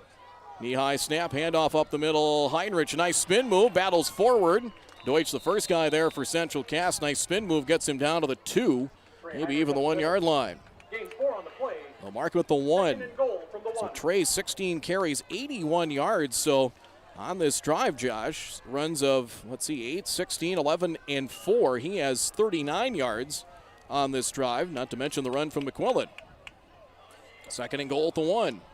Perfect opening drive if you're a Vikings fan. They're doing everything that they want to do, executing coming out of the first half, trying to make this a 2-possession game. 2nd and goal at the 1. Receivers each side, goal line defense, low snap, handoff Heinrich, wrapped up and spins and is in for a touchdown. He has his 2nd rushing touchdown of the game. In from 1 yard. 6-play drive, and they just marched it right down the field. And the Vikings have a 2-score lead at 12-0. Yeah, 3 minutes and 1 second on that drive. As you said, they really had some great runs on that play, on that drive. If the offensive line continues to play like that in the second half, the Squirrels are going to have some troubles on how they're going to stop them from keeping on scoring. So we'll get to see if we'll see Miss Jordan Sunram kick. Jordan is Riley's brother, I believe is a senior, as we have a flag down. It's going to be against Central Cass. So half distance to the goal, so we'll get about 1.5 yards closer here for Jordan Sunram. She'll attempt the extra point. Out of the hold of Swenson. Snap, spot, there's the kick. It is up, and it is. Did she get enough on it? She did, it's good. So not her best kick of the year, but she'll take it, no doubt. Like a pooch kick that found its way through. It is 15-0 now in favor of the Vikings as they march their way down the field and score in the opening drive as they did on their first possession. 15-0 Kindred, kickoff in 30. Kindred Storage, built on the north side of the city of Kindred, provides secure and affordable storage. The units at Kindred Storage are new construction, isolated from water and snow, and are maintained year-round. The area is also well lit to ensure easy and safe access to your possessions day or night. Call 701-428-3121 for unit pricing and more information. You can find Kindred Storage located on the north side of the airport in Kindred.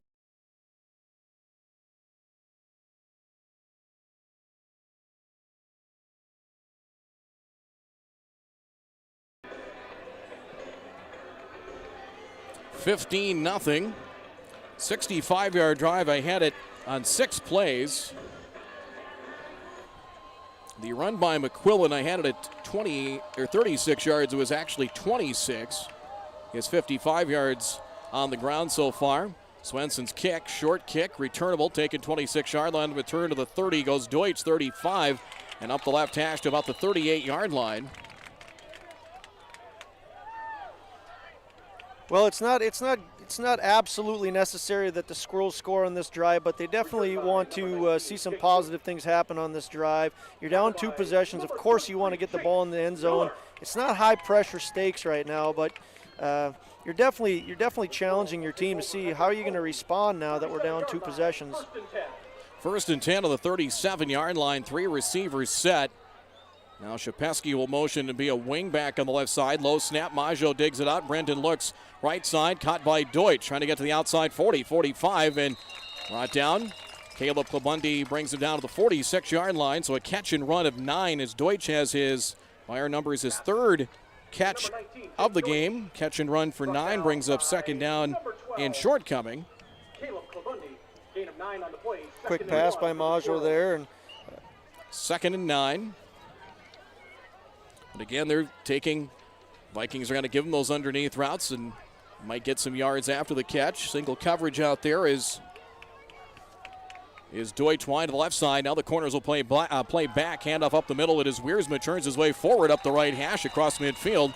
Owen Wiersma has a 1st down to the Viking 49-yard line. So Owen picks up 5 first down, Central Cass. That is their 5th by our numbers on the game. Well, I don't have the exact stats, but I know the Castleton Squirrels have not come out and passed on 1st down a whole lot. They did on that one, on this drive, and they had very positive play on it. And now they turn it to Wiersma, and he picks up the 1st down. To the Viking 49, 3rd play of the drive inside of 8 minutes to go, 7:57 and counting. It's 15-0 Kindred, 1st and 10 from the Kindred 49-yard line. Maggio back to throw, pressure from the edge. He'll fire left side for Deutsch. Single coverage, got it inside the 25, inside the 20, and is hauled down inside the 20. There they hit the big one to Deutsch. Down to around the 17. It's into the red zone for the 2nd time for the Central Cass offense. Another 1st down pass there, and another really nice pass there by Maggio. And of course, who else would you expect to catch it but Deutsch?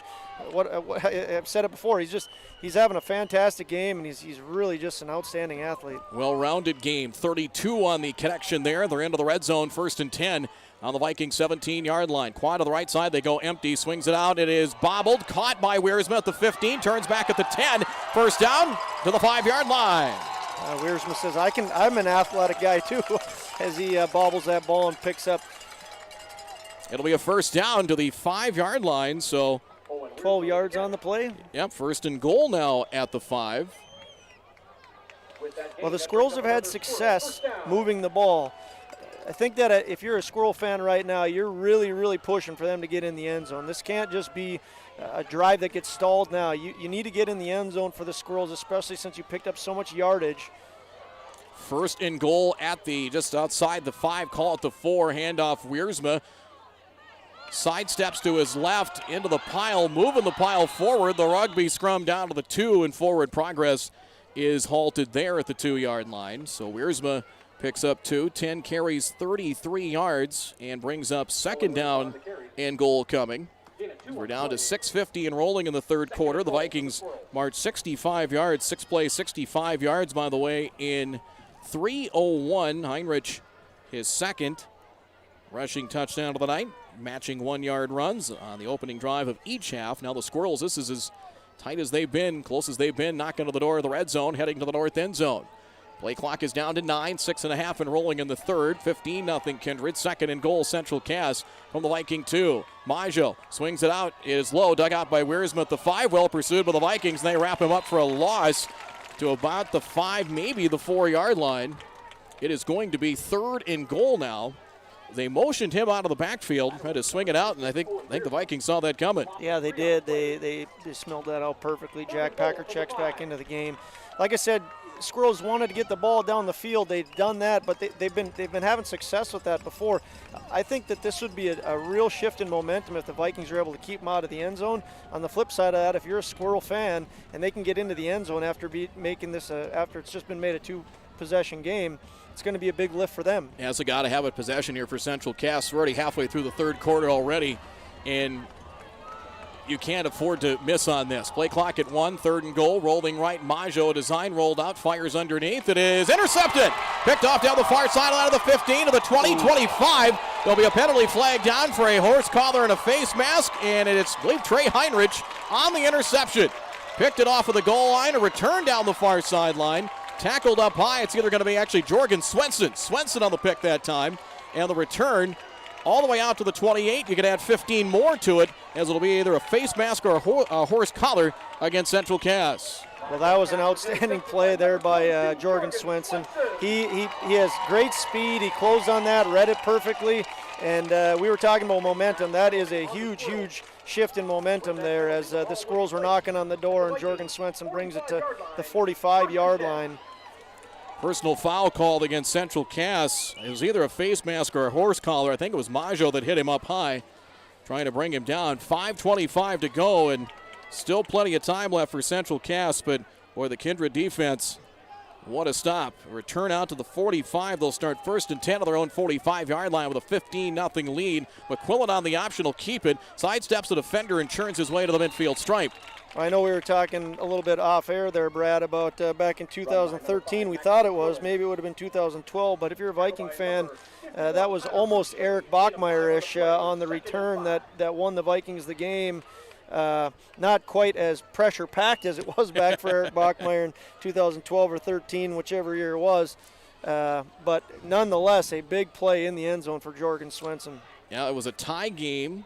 He picked it off on the final play of the game and basically ran from one end of the field. He went about 103 yards. He probably, from the way he weaved around, it was about 150. Yes, it was. 2nd and 5 from midfield. Play clock at 9, game clock at 4:40 here in the third. Handoff up the middle. Heinrich chasing him, Cruchet, as he will turn his way to the 47-yard line. He wanted to start outside. Cruchet kind of forced him back in. It'll be 3rd and 2 as Cruchet and Miles Vance out of the bottom of the pile for Central Cass, a pickup of 3. Heinrich now 18 carries, 85 yards, Josh. He has 6 carries for 43 at 42 yards at the half. He already has 43 here in the third quarter, and it's 3rd and short. Yeah, and I think we're going to continue to see more of the run game from the Vikings. They want to keep this clock moving. 4 minutes left in the third quarter. It is 3rd and 2 from the 47-yard line. Handoff up the middle. Heinrich, first down and more. Turns his way upfield. Marcus Biffert, one of the Squirrels, into the tackle, but not before a pickup of 7. Heinrich straight up the gut. And how about that offensive line? You got those big bookends of tackles with Packer and Sunram and the rest of the crew. 7 yards, and they're winning the battle up front. First down to the 40. And we'll see if they can keep pushing that Central Cass defense downhill. Well, there's no doubt there's Coach Safe. He's getting those guys fired up, and he's really challenging those guys right now. I mean, this is the spot you want to be in. Make sure that you continue to flex your muscle.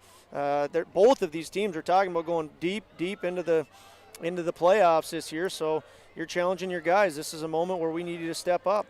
Play clock at 7, 1st and 10 of the 40, 3.5 and counting here in the third. McQuillan turns, handoff Heinrich, and it'll be a tackle for loss. Good pursuit there by the Squirrels as Cade McKinnon shot the gap outside and brings him down for a loss back at the 44-yard line. Excellent play by Cade McKinnon. Good penetration there. Tackle for a loss. This will change maybe the Vikings' plan. I still think they're going to be running the ball, but running the ball when you're at 2nd and 14 becomes a little bit more questionable. You mentioned Nate Safe, but former NDSU Bison, Brad Ambrosius, teaches here at Kindred, former Bison as well. 2nd down and 14 from the Squirrel 44-yard line, 2:50 and counting in the third, and we have movement. And we'll see Might be a procedure. I think Jack Packer, they'll get at tackle. And it'll be a procedure against the Vikings. That is their second penalty of the game. First of the second half, and that'll back them up 5. Once again, that negative play by Cade McKinnon. I mean, it's a game of momentum, and certainly Kindred has the momentum, but that one play can switch things little by little by little, and the Vikings have now put themselves in a deeper hole, being 2nd and 19. Vikings have held the ball for a little over 6 minutes here in the third quarter. 2:35 and counting. Play clock at 10. 2nd and 19 from the Central Cass 49. Play action McQuillan. Pressure from the edge. Steps up in the pocket. He'll scramble. Max to the 45. Trying to squeeze in between a pair of Central Cass defenders and gets about 7 back to about the 42-yard line as Marcus Bifford in on the tackle. And Nate Burley, who's playing on a pretty banged-up knee, and I had heard this week that he was going to try and give it a go, and here's Burley out there now. McQuillan scrambles for 7. I have him for 67 yards on 6 carries, and 3rd and 12 coming here. Just goes to the point once again, this is a rivalry. It means a lot to these kids. They're going to play through some adversity. They're going to be banged up a little bit, and they want to play in this game and win it. Play number 6 in the drive. Shotgun McQuillan. Here comes Heat. They'll set a screen. Caught by Heinrich to the 40 between the hashes. 35 has some room. First down to the 30. Still going. 25 and into the secondary and down inside the 25 to the 22-yard line. Cooper Johnson brings him down. They set up the screen, and Heinrich with great vision, zigzagging around defenders. Mark at the 21. 21 of the carry, and a first down for the Vikings. Well, great response there by the Vikings. They had it backed up to 2nd and 19. They get 2 big plays, and just like that, they have the ball on the 21-yard line of the Squirrels. Tell you what, so far, Josh, on this drive, 2 for 2 on 3rd down. That's huge. Mm-hmm. Inside of 90 seconds to go in the third. 1:26 and counting. 15-0 Kindred. 1st and 10 on the Central Cass 21-yard line. They'll send Charlie Beaver in motion. They'll motion him back to the backfield. McQuillan inside handoff. Heinrich to the 20 and upended to about the 17-yard line. Pickup of about 4. And now he is inching closer to 100 yards. Now the Vikings continuing to get positive yardage on these runs. I would be surprised if they pass it now. They're going to maybe run 2 more plays, take this to the 4th quarter. Under a minute to go, over 4.5 minutes time elapsed. Play number 8 of the drive, 48 seconds and counting. They can take the play clock here, Josh, to about 30 seconds. Just looking, we're not even at 8:30 yet, and we might be to the end of the third quarter. Yep, I would expect 1, maybe 2 plays left in this quarter. 2nd and 6 from the Squirrels' 17-yard line. Toss. Carter Schmitz, he's going to be wrapped up. Miles Vance, help from McKinnon, but Vance will get the tackle for loss there. It's Carter Schmitz for about a loss of a yard. And that'll be the final play of the third quarter. Loss of a yard for Schmitz. Clock winding down, and that will be the end of the third quarter. And well, the Kindred drive will now hit 9 plays and still going as they are inside the red zone. They open up the third quarter with a touchdown, get an interception to the goal line from Jorgen Swenson. And we are through 3 here at Jerlow Field in Kindred in this Southeast Region 11B matchup. 15-0. Kindred leads Central Cass. The fourth quarter is on the way in 1 minute. Untamed. It's the honest, hard-working, all-grit lifestyle of the farmer. The strength of a seed that doesn't bow down to the endless trials of Mother Nature. And at Mustang Seeds, it's the family values that have been upheld for over 55 years. It's untamed. It's Mustang Seeds. Contact Clay Erdman at 701-630-2113 or visit mustangseeds.com today.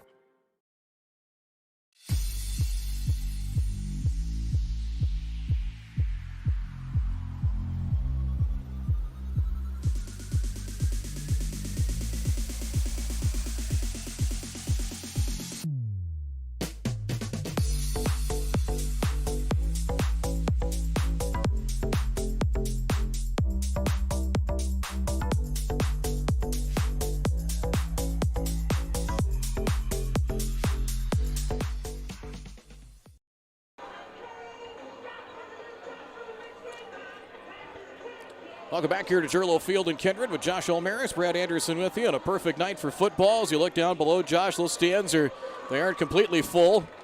We got kids running around the track over in the end zone. This is what good old small town living anywhere, especially here in good old North Dakota, should feel like. No doubt. Best weather, too. Temperatures dropping. It's nice and cool, hooded sweatshirt weather, and we're under Friday night lights. 15-0 Vikings. First downs 5 for Kindred, 3 for Central Cass in the third quarter. Costly turnover. Maggio picked off by Jorgen Swenson. 1 penalty, 15 yards in the quarter for Central Cass, 1 for 5 for Kindred. Vikings held the ball for nearly 8.5 minutes in the third quarter. Headed to the north end zone. 3rd down and 7 from the Squirrels' 18-yard line. Max McQuillan movement, and he was trying to guess on the snap count was Ashton Shapesky, and came across the neutral zone. It will cost him 5. Yeah, that'll So offside against Central Cass. Was 3rd and 2 on the scoreboard, but I believe that was wrong. Now that should be be third, and it should be about 3rd and 2 right now. Scoreboard guy must have known something we didn't know, Brad. He had it at 3rd and 2. Who's running the scoreboard down there? Yeah. Is that Dan Nathan? Yeah, I think it is Dan Nathan tonight. He's like Nostradamus there, or Kreskin or something. Handoff up the middle. Heinrich bumped into his own lineman, battled forward. He's going to be stopped short. Like he ran right up the back, or hit Colin Lundy inadvertently, and no gain, maybe a half yard of anything. It'll bring up 4th down. Well, Jordan Sunram can kick this field goal, but I think if you're the Vikings, it certainly looks like Coach Crane is going to go for it, and there's no doubt you've got high reward here and really minimal risk with the ball being on the 12-yard line. How about this drive? This will be the 10th play of the drive. 2 of 3 on 3rd down, but they have soaked up now a little over 6 minutes off this second half clock with a 15-0 lead. 4th and a yard from the 13-yard line. Handoff goes to the fullback. Hyatt up the middle, sprints his way inside the 5, and he's going to be down to the 1-yard line. Yeah, direct snap to Jacob Hyatt, and he had a hole. Once again, the offensive line for the Vikings accept the challenge. Humongous hole for Jacob Hyatt to run through, and just falls short of the end zone. Yeah, it's going to be 1st and goal at the 1. So 1st and 1 at the 1. How about that? Direct snap. And Hyatt doesn't get to probably touch it too many times. He sprinted right up the middle and was about an ankle away from squirming in for a touchdown. So it's 1st and goal at the 1. They convert on 4th down. The 11th play of the drive for Hyatt, just his 6th carry of the year for 38 yards. He'll get another touch, and he'll get a touchdown. In from 1 yard out. 3rd touchdown of the night for Trey. He's having a great night. Does a real good job. Once again, running through a nice hole that the offensive line gets for him. So it was Heinrich instead. I wasn't sure they'd give it back to Hyatt, but it was Heinrich in for the touchdown. Finishes off an 11-play drive that took about 6.5 minutes. Jordan Sunram off the Swenson hold. Left-footed kick for the extra point. Snap, spot, kick. Good boot into this one, and it's good. So Jordan 2 for 2, 10:50 to go. And now a 3-score lead, 22-0 in favor of the Vikings. Kickoff on the way in 30 seconds. The Kindred Area Community Foundation was established in 2005 as a permanent endowment fund managed by the North Dakota Community Foundation. Earnings from the fund are given as grants every year to nonprofit organizations or government entities that support the 5 communities of Davenport, Hickson, Leonard, Kindred, Walcott, all located within the Kindred School District boundaries. For instructions on how to register your organization and to apply for a grant, visit www.ndcf.net/kindred and click on the Apply tab.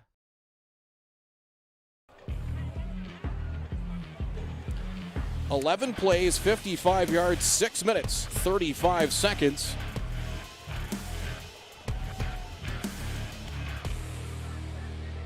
And Heinrich goes in on the 1-yard touchdown run. They convert on 4th down. And the extra point makes it 22-0. Here's Swenson on the boot from the 40-yard line, kick towards the far side. Return to the 25-yard line. It's Deutsch back to the middle of the field to the 30. He's going to be wrapped up, shaking off one tackler, but there's a host more. They threw him down hard to the 30-yard line. Schmitz was there. Also into the stop for the Vikings, 81, Jack Olson, bringing him down as well. So it'll be 1st and 10 now. 1st and 10 at the 30. Well, we were questioning how important the last drive was for the Squirrels. This one, no doubt, you've got to go down and you've got to score. It's got to be, you're in 4 down situation here. You got to get points on the board here. How one-dimensional do they get? I mean, I say, do you just have to completely abandon the running game? They've had success passing it. Maggio back to his 20, chased by Sunram, fires down the middle. It is juggled and caught. Wiersma, a nice catch with a defender hanging on him, and out to the 45-yard line. Good like coverage there by Lucas Klabundi, but there they get 24 on first down. Yeah, they've had success passing it. Of course, the Vikings have intercepted Maggio a few times, so picking up these positive yards, big chunks of yardage has not been uncommon for the Squirrels.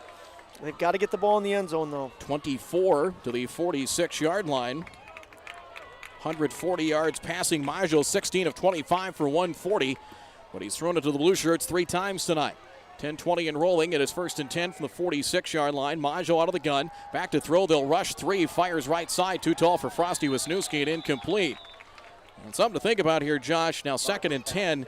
If the Vikings can get adequate pressure with the base 3, maybe throw a linebacker blitz in there so you're throwing 7, 8 guys in coverage, it's going to be hard to find open receivers in that regard. That's exactly what we talked about at the beginning of the game. If they can get pressure with their defensive line, they have very athletic linebacker crew. They have very talented secondary cornerback safety. So, yeah, that will no doubt will be a problem. 2nd and 10 of the 46-yard line. Maggio back to throw. They'll again will rush 3. Chased out to his right. Maggio fires underneath. It is incomplete. Trying to find Deutsch. Hyatt, the linebacker, out on coverage. You can get the linebacker on him. Even if he does catch it, there's 2 or 3 guys that like a pyramid of defenders there to surround him, and it's 3rd and 10. And one of the things that maybe all our viewers don't notice is that the 3 people that the Vikings are putting it on the defensive line, it's a rotation going on down there. So they're putting fresh bodies in there, and they're just rotating. So they're fresh, and they're getting pressure right now. Yeah, Sunram and Lundy are the defensive ends, and I believe Blake Hushka might be at nose guard now for the Vikings. Play clock is down to 8, 10:06 in the 4th, 22-0 Vikings. 3rd and 10 from the Kindred 46-yard line. Shotgun snap, Maggio. They'll rush 3 again, looks underneath. It's intercepted. Picked off of the 40-yard line, down the far sideline. Charlie Beaver at the 40, 35, breaks a tackle to 30, and is brought down inside the 25 to the Central Cass 23-yard line. The 4th interception from the Kindred defense. Charlie Beaver with the pick, 37 on the return. That might be a backbreaker with 9:55 left, and the Vikings take over just outside the red zone. Once again, a really nice read there by the Vikings. Charlie Beaver reads that perfectly, takes full advantage of the ball thrown at him, and then runs it back really nicely. I think you might be accurate there, Brad. That's going to be a tough one for the Squirrels to bounce back from. They'll mark it at the 26. He picked it off of the 40, so it ends up being a 34-yard return. And it's 1st and 10 for the Vikings of the Central Cass 26-yard line. 9:55 left. Handoff, no. Play action pass. They go down the right side, and just off the hands of Charlie Beaver as they faked inside to Heinrich. And a quick pass by McQuillan. Maybe Charlie Beaver just off his hands and incomplete. Yeah, maybe one to reward him for the interception and give him an opportunity. Maybe ball thrown just a little bit higher. Again, I think McQuillan's probably saying my bad. Charlie's coming back and doing the same thing. Just missed on that one. 9:50 to go. Boy, it's 22-0 right now, but boy, if that first interception was a backbreaker, this one might have snapped it in half. 2nd and 10 of the 26. Hyatt, wing back on the left side. McQuillan, knee-high snap, handoff is Heinrich up the middle of the 20. Gets free, 15, and boy, was an ankle away from breaking it. First down to the 10-yard line. 16 on the run. It's 1st and goal. Another nice run by Heinrich there, and like you said, just an ankle away. He was almost in the end zone for his 4th touchdown. He is up over the century mark, 23 for 109 in a very workmanlike effort. 1st and goal at the 10. They have scored. They've got the first touchdown off an interception. They believe it was after the 3rd quarter pick. So they have 2 touchdowns off of so far 4 Central Cass turnovers. 1st and goal at the 10. Man in motion, Lucas Klabundi. Caleb, handoff Heinrich up the middle, shakes a tackle, fumble. Ball is loose in the end zone and is fallen on for a Viking touchdown. Picked up in the end zone, falling on it Max Upgren as the ball was stripped and went forward into the end zone, and Upgren fell out into the end zone for a touchdown. Recovered in the end zone by number 84, Max Well, that's that idea of momentum and getting the breaks. When things are going your way, they're going your way. And when they're not going your way, they're not going your way. Trey Heinrich with a rare fumble, but Max Opgren jumps on it and picks up 6 points for the Vikings. 28-0. Jordan Sunram high. They'll go for two on the fake. Swenson fires it out, and it's caught by Beaver, and he's going to be, he caught it, and they'll say they'll give him forward progress for two. Frosty Wisniewski hit him as the ball was caught on the goal line. Things really going the way of the Vikings right now. To Lucas Kilbundy in the 2-point conversion, 30-0. I'm not sure if that was a planned play or if Jorgen Swenson just took a high snap and went with the momentum and pass. It worked out for the Vikings either way. Snap was high, but the conversion good. 30-0. Kindred leads Central Cass. 9:17 to go in the fourth. We're back in 30 seconds. Do you have a teen ready for driving lessons?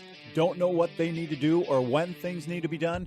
If busyness keeps you from driving with them, then Gotta Go Driving School is the place to call. Jeff Weber at Gotta Go Driving School has been teaching driving lessons to all age groups since 1991. Call Jeff at Gotta Go Driving, 238-0236. Jeff will tell you to start planning ahead now. Don't wait. Got a new driver? Then it's Gotta Go Driving School. Talk to Jeff or go online at gottagodrivingschool.com.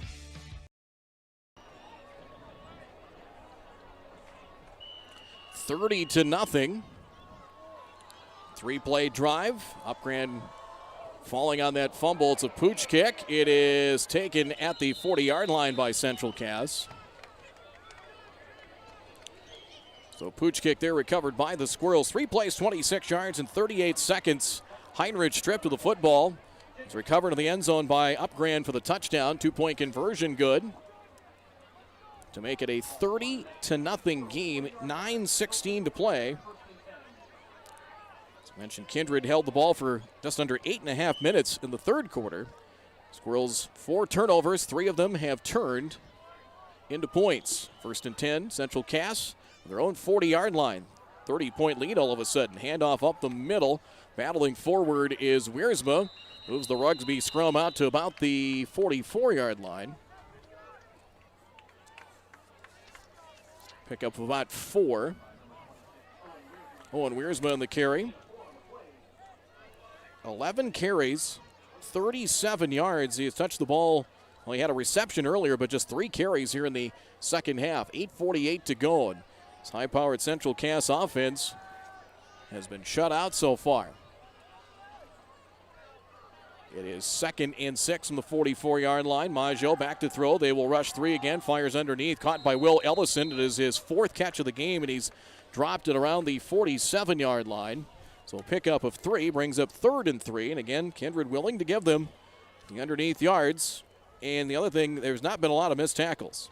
Yeah, the you can bend but don't break mentality. And trust me, both teams right now are taking a heck of a lot of pride in what they're doing. Kindred's defense does not want to give up the end zone, and Central Cass does not want to get shut out. So they're going to do everything they can to punch us into the end zone. 3rd and 3 now at the 47-yard line. Maggio looks right side. Deutsch the catch, 1st down 48. Turns upfield 45, trying to spin away from one defender. And getting tackled and down, pushed back with the forward progress to the 43-yard line.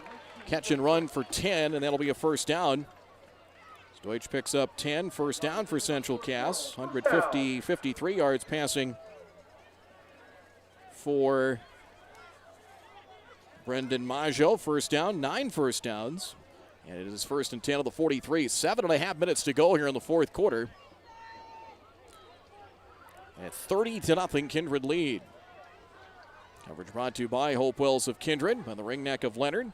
Handoff left side. Wiersma gets free. 40 trying to get to the outside. Shakes a tackle. Gets away from another man. 1st down and more. So he'll get out to the 33-yard line.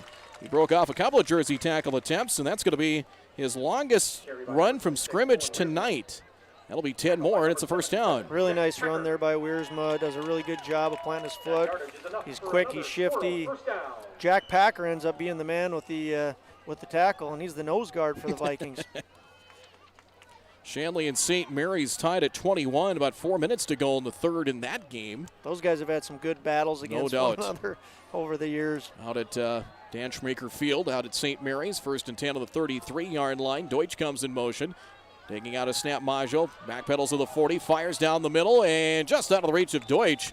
McQuillan with safety help, and Jorgen Swenson on coverage as well, and Brendan nearly thread the needle on that pass. Incomplete. And we are at running time with the lead at 30 or more.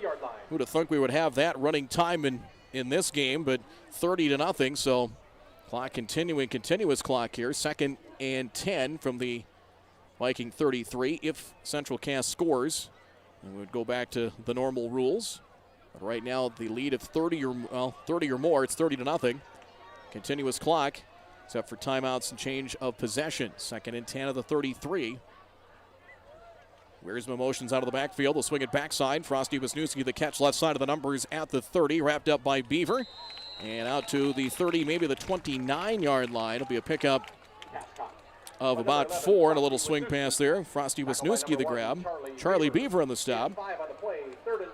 Frosty Wisniewski, good hands, possession receiver, and I would say very solid guy behind Deutsch and really Will Ellison as well, but very reliable receiver that Maggio can depend on. 3rd down, let's call it 6. Line to gain the 23-yard line. 5:15 to go here in the ball game. Out of the gun, low snap. Maggio digs it out. Back to his 36. He'll fire. It is too tall and incomplete. Intended out there for Shepesky with Caleb Klabundi back on coverage now. Now 4th down for Central Cass. Coverage brought to you by Proceed. Cassville Water Users and the Hunter Grain Company. Inside of 5 minutes to play in this one. 4th and 5 at the 28-yard line. This will be the, check my numbers here, I believe the 7th play of the drive. 30-0 in favor of the Vikings. And they have just really dominated the second half. It was 8-0. Kindred leading at the half. Line to gain the 23-yard line. Maggio, play action, back to throw. Pocket closing in, sidesteps to his right, fires across his body, low, and trapped by Shepesky. It is incomplete. I think I say it's a catch. It is incomplete. Yeah, incomplete. Trapped and incomplete. And the Squirrels give it up on downs with 4:26 to play. Well, a defensive performance that was outstanding by the Vikings. I know there's still 4 minutes and 26 seconds left. They're going to run the ball here. You're going to see a lot of, again, a lot of runs, but the defense of the Vikings have got to be incredibly proud of the performance they had tonight here. So the ball at the 28-yard line of the Vikings, 30-0. So the Vikings hang on here. They'll go to 3-0 in region play. Lisbon winning big. It was 38-7 at the half against Oak Grove. So they would go with, should they hang on to 3-0 in Southeast 11B play. Central Cass would fall to 2-1, and it doesn't get much easier coming up next week against the Lisbon Broncos. Handoff up the middle and about a yard or two to about the 30-yard line. Zayn Pyle. Might have been Schmitz, I believe, on the carry, or was it Charlie Beaver? I didn't. No, it was Schmitz. Pick up a yard for Carter Schmitz. 2nd and 9. Carter, terrific wrestler for the Viking wrestling team. Does a good job in your Legion baseball team, the high school baseball team as well. 2nd and 9, inside of 4 minutes to play in this one.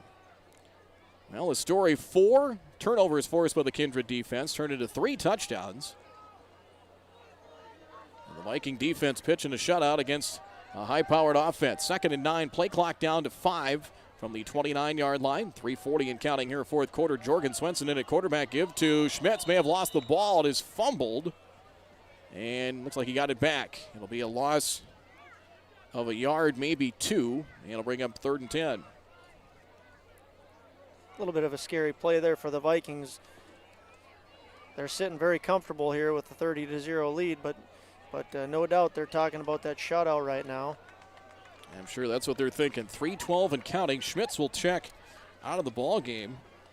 He's taking a look at the numbers coming in. Central Cass was scoring 32 points a game.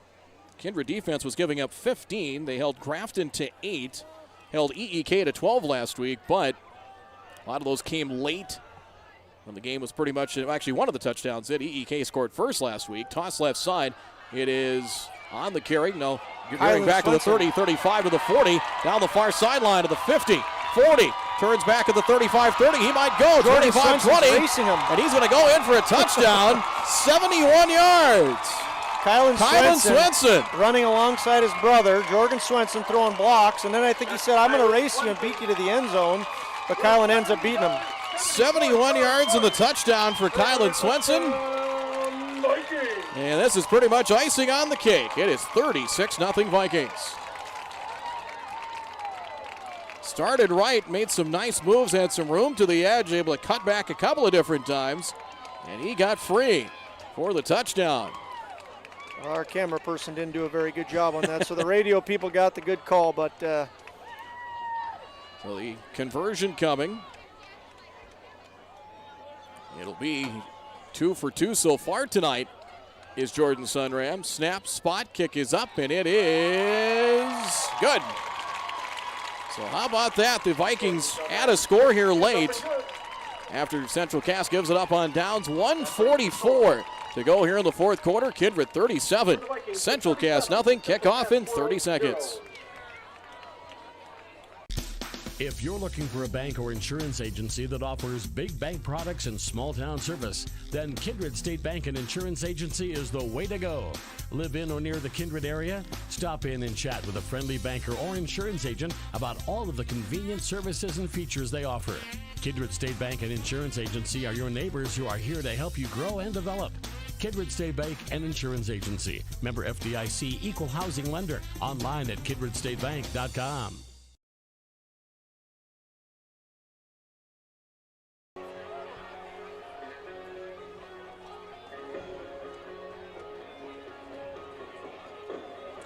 Drive goes 3 plays, 71 yards, 2 minutes and 42 seconds. 71-yard touchdown run for Swenson. As the freshman Kylan Swenson in for the touchdown. 37-0, and here comes Jorgen Swenson to the kickoff. End over end towards the far side. Deutsch makes the catch at the 18-yard line. At the 20, flips it to Frosty Wisniewski, who heads left side. At the numbers 25, past one defender, and is forced to the sideline and brought down just in front of the Central Cass sideline at around the 27-yard line. So 1st and 10 here is Central Cass. Well, they'll have to regroup, but it doesn't get much easier. They're going to set the ball down at the 28-yard line, but won't get any easier. They'll face a very run-oriented, big physical Lisbon Bronco squad next week. Yeah, another good test for the Squirrels, but you know, the bottom line is that both of these teams should make the playoffs. There could be a rematch of this in the postseason, and you know, this is one game in the grand scheme of things. It's a great game for the Vikings. They're going to be awful proud of their performance, but the Squirrels, you know, it's one loss. That their future is just as bit as bright as it was before coming in today. They're going to still make the playoffs and have every bit of an opportunity to make a very deep run. 1st and 10 to the 28-yard line. As Carter Maggio is in at quarterback now, Brendan's younger brother, Isaac Wisniewski, on the carry on 1st down. He'll get out to the 31-yard line. That is a pickup of 3 on the run. So bring up 2nd and 7, a minute 15 to go here in the ball game. But we just credit Kindred a very, very thorough and complete performance, quite frankly. Offensively, opportunistic. Didn't do anything real cute. Solid running game. Led by Heinrich. McQuillan certainly proved to be a dual threat quarterback as well. 2nd and 7, final minute of play here in the ball game. 37-0 lead. Ball's dropped by Carter Maggio. Picks it up, rolling right back at the 20-yard line. In trouble. Chase here to the near side. He'll throw it up for grabs across his body. It is incomplete, intended for Cooper Johnson. Swenson back on coverage as Carter Maggio into the ball game. As he got chased to his right, firing that one across his body, and incomplete. Carter Maggio, 6'2", 175, and a sophomore. Running time in this one, so time maybe for one more play. As it'll be 3rd down and 7 now. Central Cass does not have to snap the ball here. 18 seconds left in the game, 19 seconds left on the play clock. Looks like they're going to try and get one more play off. So it'll be 3rd down and 7, 8 seconds to go here in the ball game. Carter Maggio back to throw at the 22. Being chased, flushed out to his left. Carter at the 25 of the 30. Now the near sideline 35. Puts his head down, and he'll pick up a 1st down on the final play of the game. So he scrambles for 11. The Kindred Vikings go out to celebrate. Final score, the Kindred Vikings 37. The Central And a Cass Squirrels, 37-0 win, a complete performance here by the Vikings. They move to 4-1 overall. 3-0 now in the Southeast region on 11B. Squirrels take their first loss.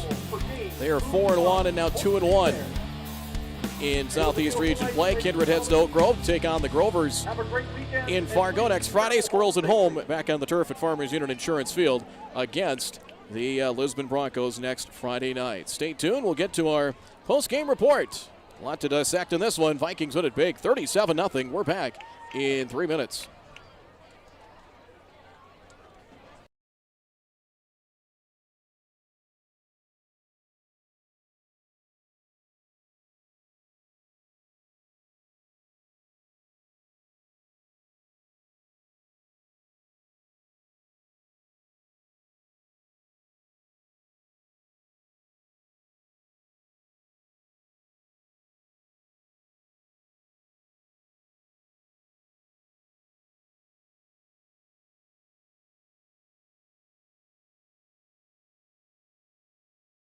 The Kindred Area Community Foundation was established in 2005 as a permanent endowment fund managed by the North Dakota Community Foundation. Earnings from the fund are given as grants every year to nonprofit organizations or government entities that support the 5 communities of Davenport, Hickson, Leonard, Kindred, Walcott, all located within the Kindred School District boundaries. For instructions on how to register your organization and to apply for a grant, visit www.ndcf.net/kindred and click on the Apply tab. Do you have a teen ready for driving lessons? Don't know what they need to do or when things need to be done? If busyness keeps you from driving with them, then Gotta Go Driving School is the place to call. Jeff Weber at Gotta Go Driving School has been teaching driving lessons to all age groups since 1991. Call Jeff at Gotta Go Driving, 238-0236. Jeff will tell you to start planning ahead now. Don't wait. Got a new driver? Then it's Gotta Go Driving School. Talk to Jeff or go online at gottagodrivingschool.com.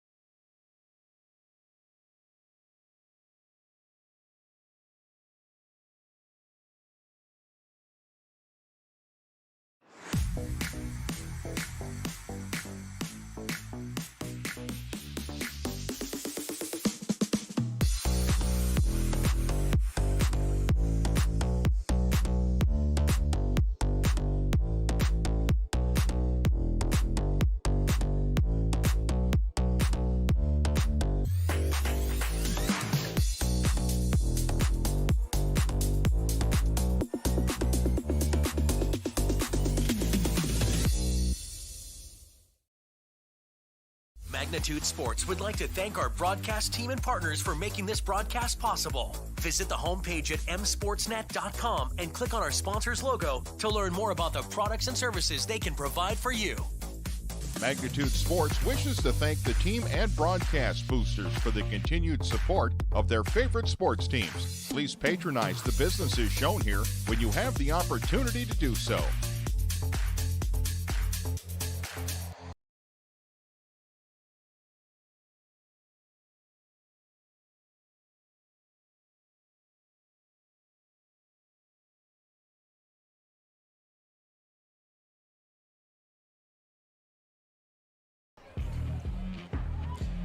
Final score in this one, 37-0 in favor of the Kindred Vikings with Josh Olmeris, Jeremy McIntyre producing things at our studios. I'm Brad Anderson. Coverage brought to you by Peterson Farms Seed, AIM Ag Drainage, and by Steve's Heating and Air Conditioning of Castleton. And you and I were talking about, it was kind of hard to tell, to get a feel on what we might see. We talked about that at halftime.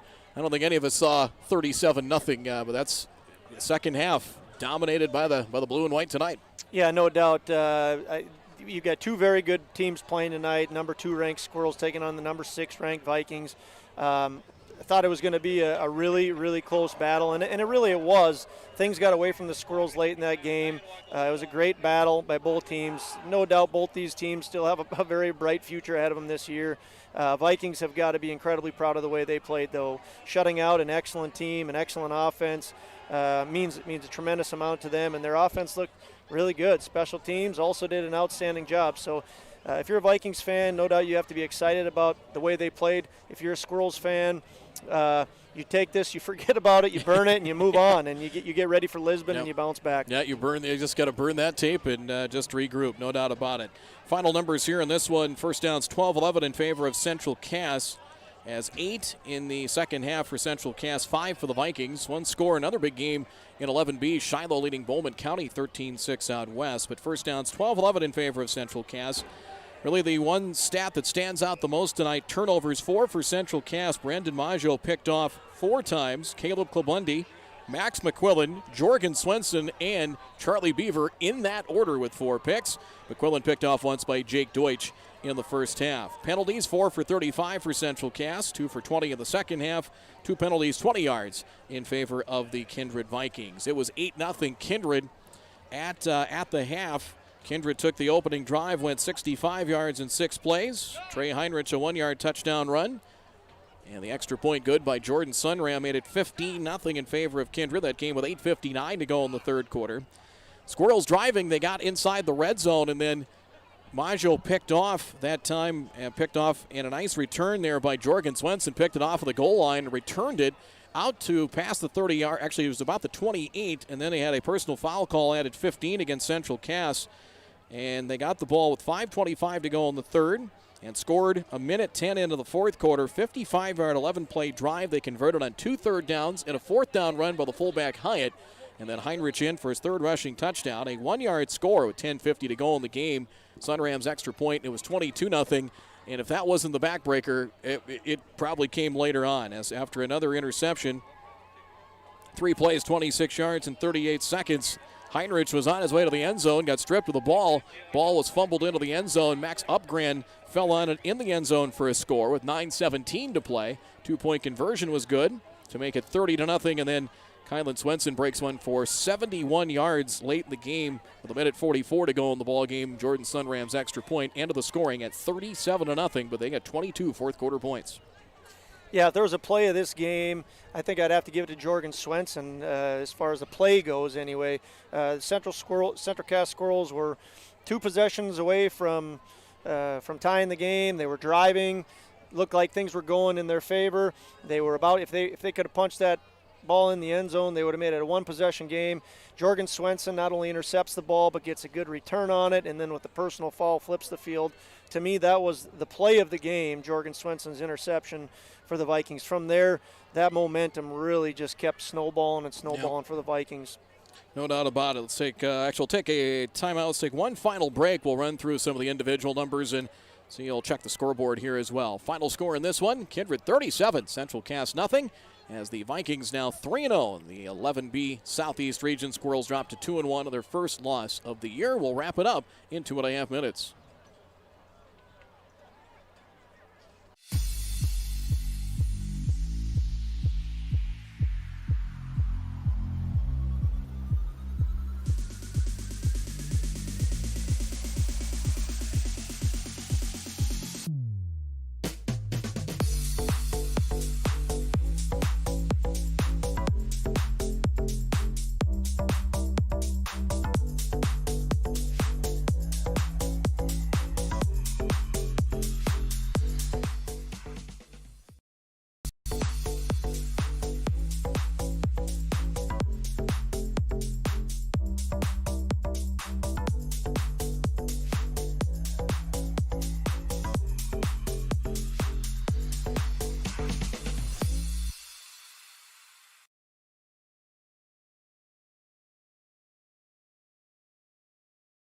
Kindred Storage, built on the north side of the city of Kindred, provides secure and affordable storage. The units at Kindred Storage are new construction, isolated from water and snow, and are maintained year-round.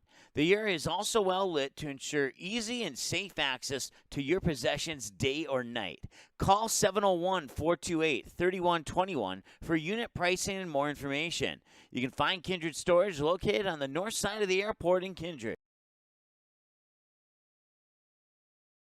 At Superior Grain Equipment, we're committed to quality and service, offering you the best in grain storage and dryers for any size operation. Our experts will work with you to determine the most efficient and economical storage solution for your needs. We help protect your bottom line and your future with the industry's best bins and warranties. Make the superior choice for protection today and tomorrow with Superior Grain Equipment.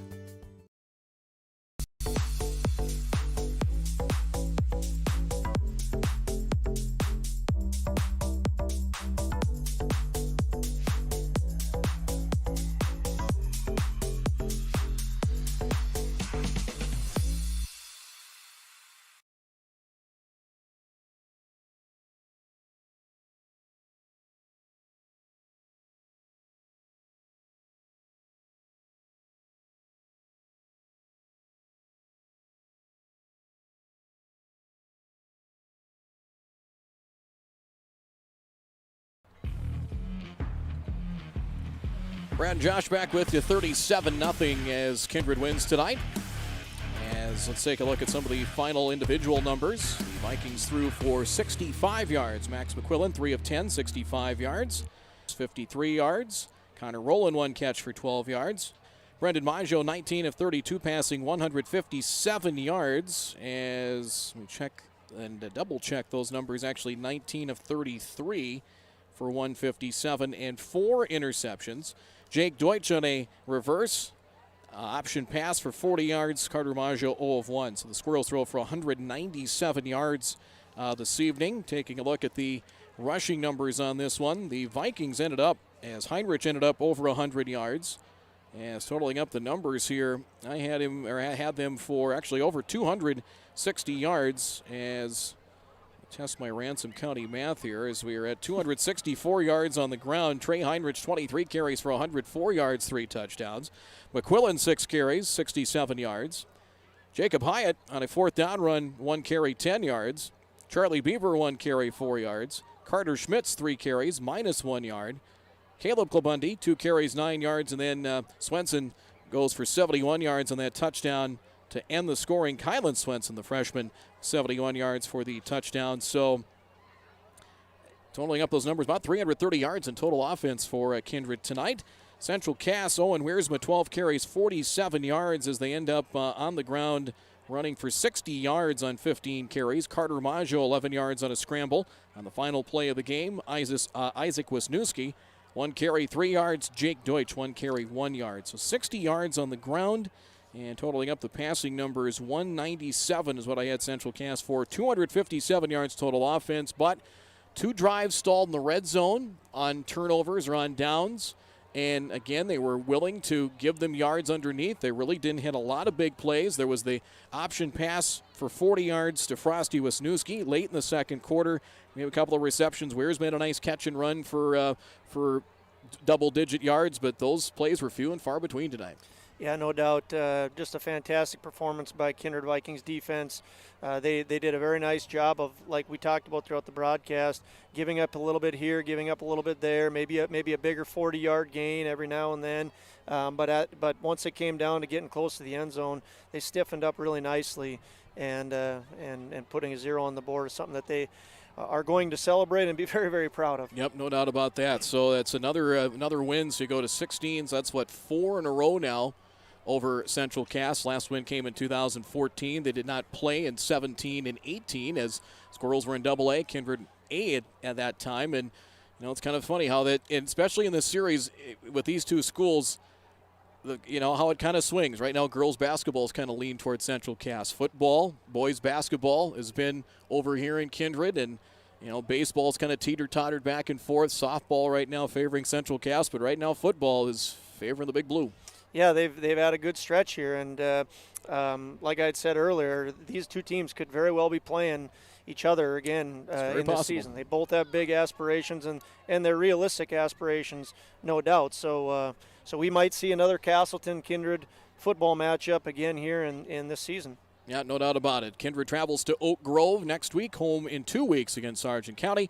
Central Cass will take on Lisbon next Friday night at Farmers Union Insurance Field. Josh, this was fun.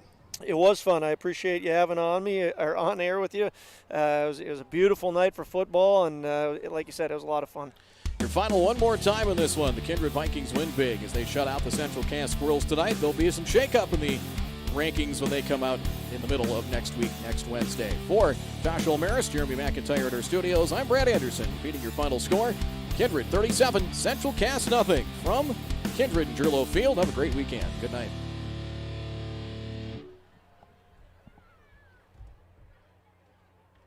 The proceeding has been a presentation of the Magnitude Sports Media Network. Follow us on Twitter, Facebook, subscribe to our YouTube channel, and to order a DVD copy of this broadcast, simply visit msportsnet.com/DVD.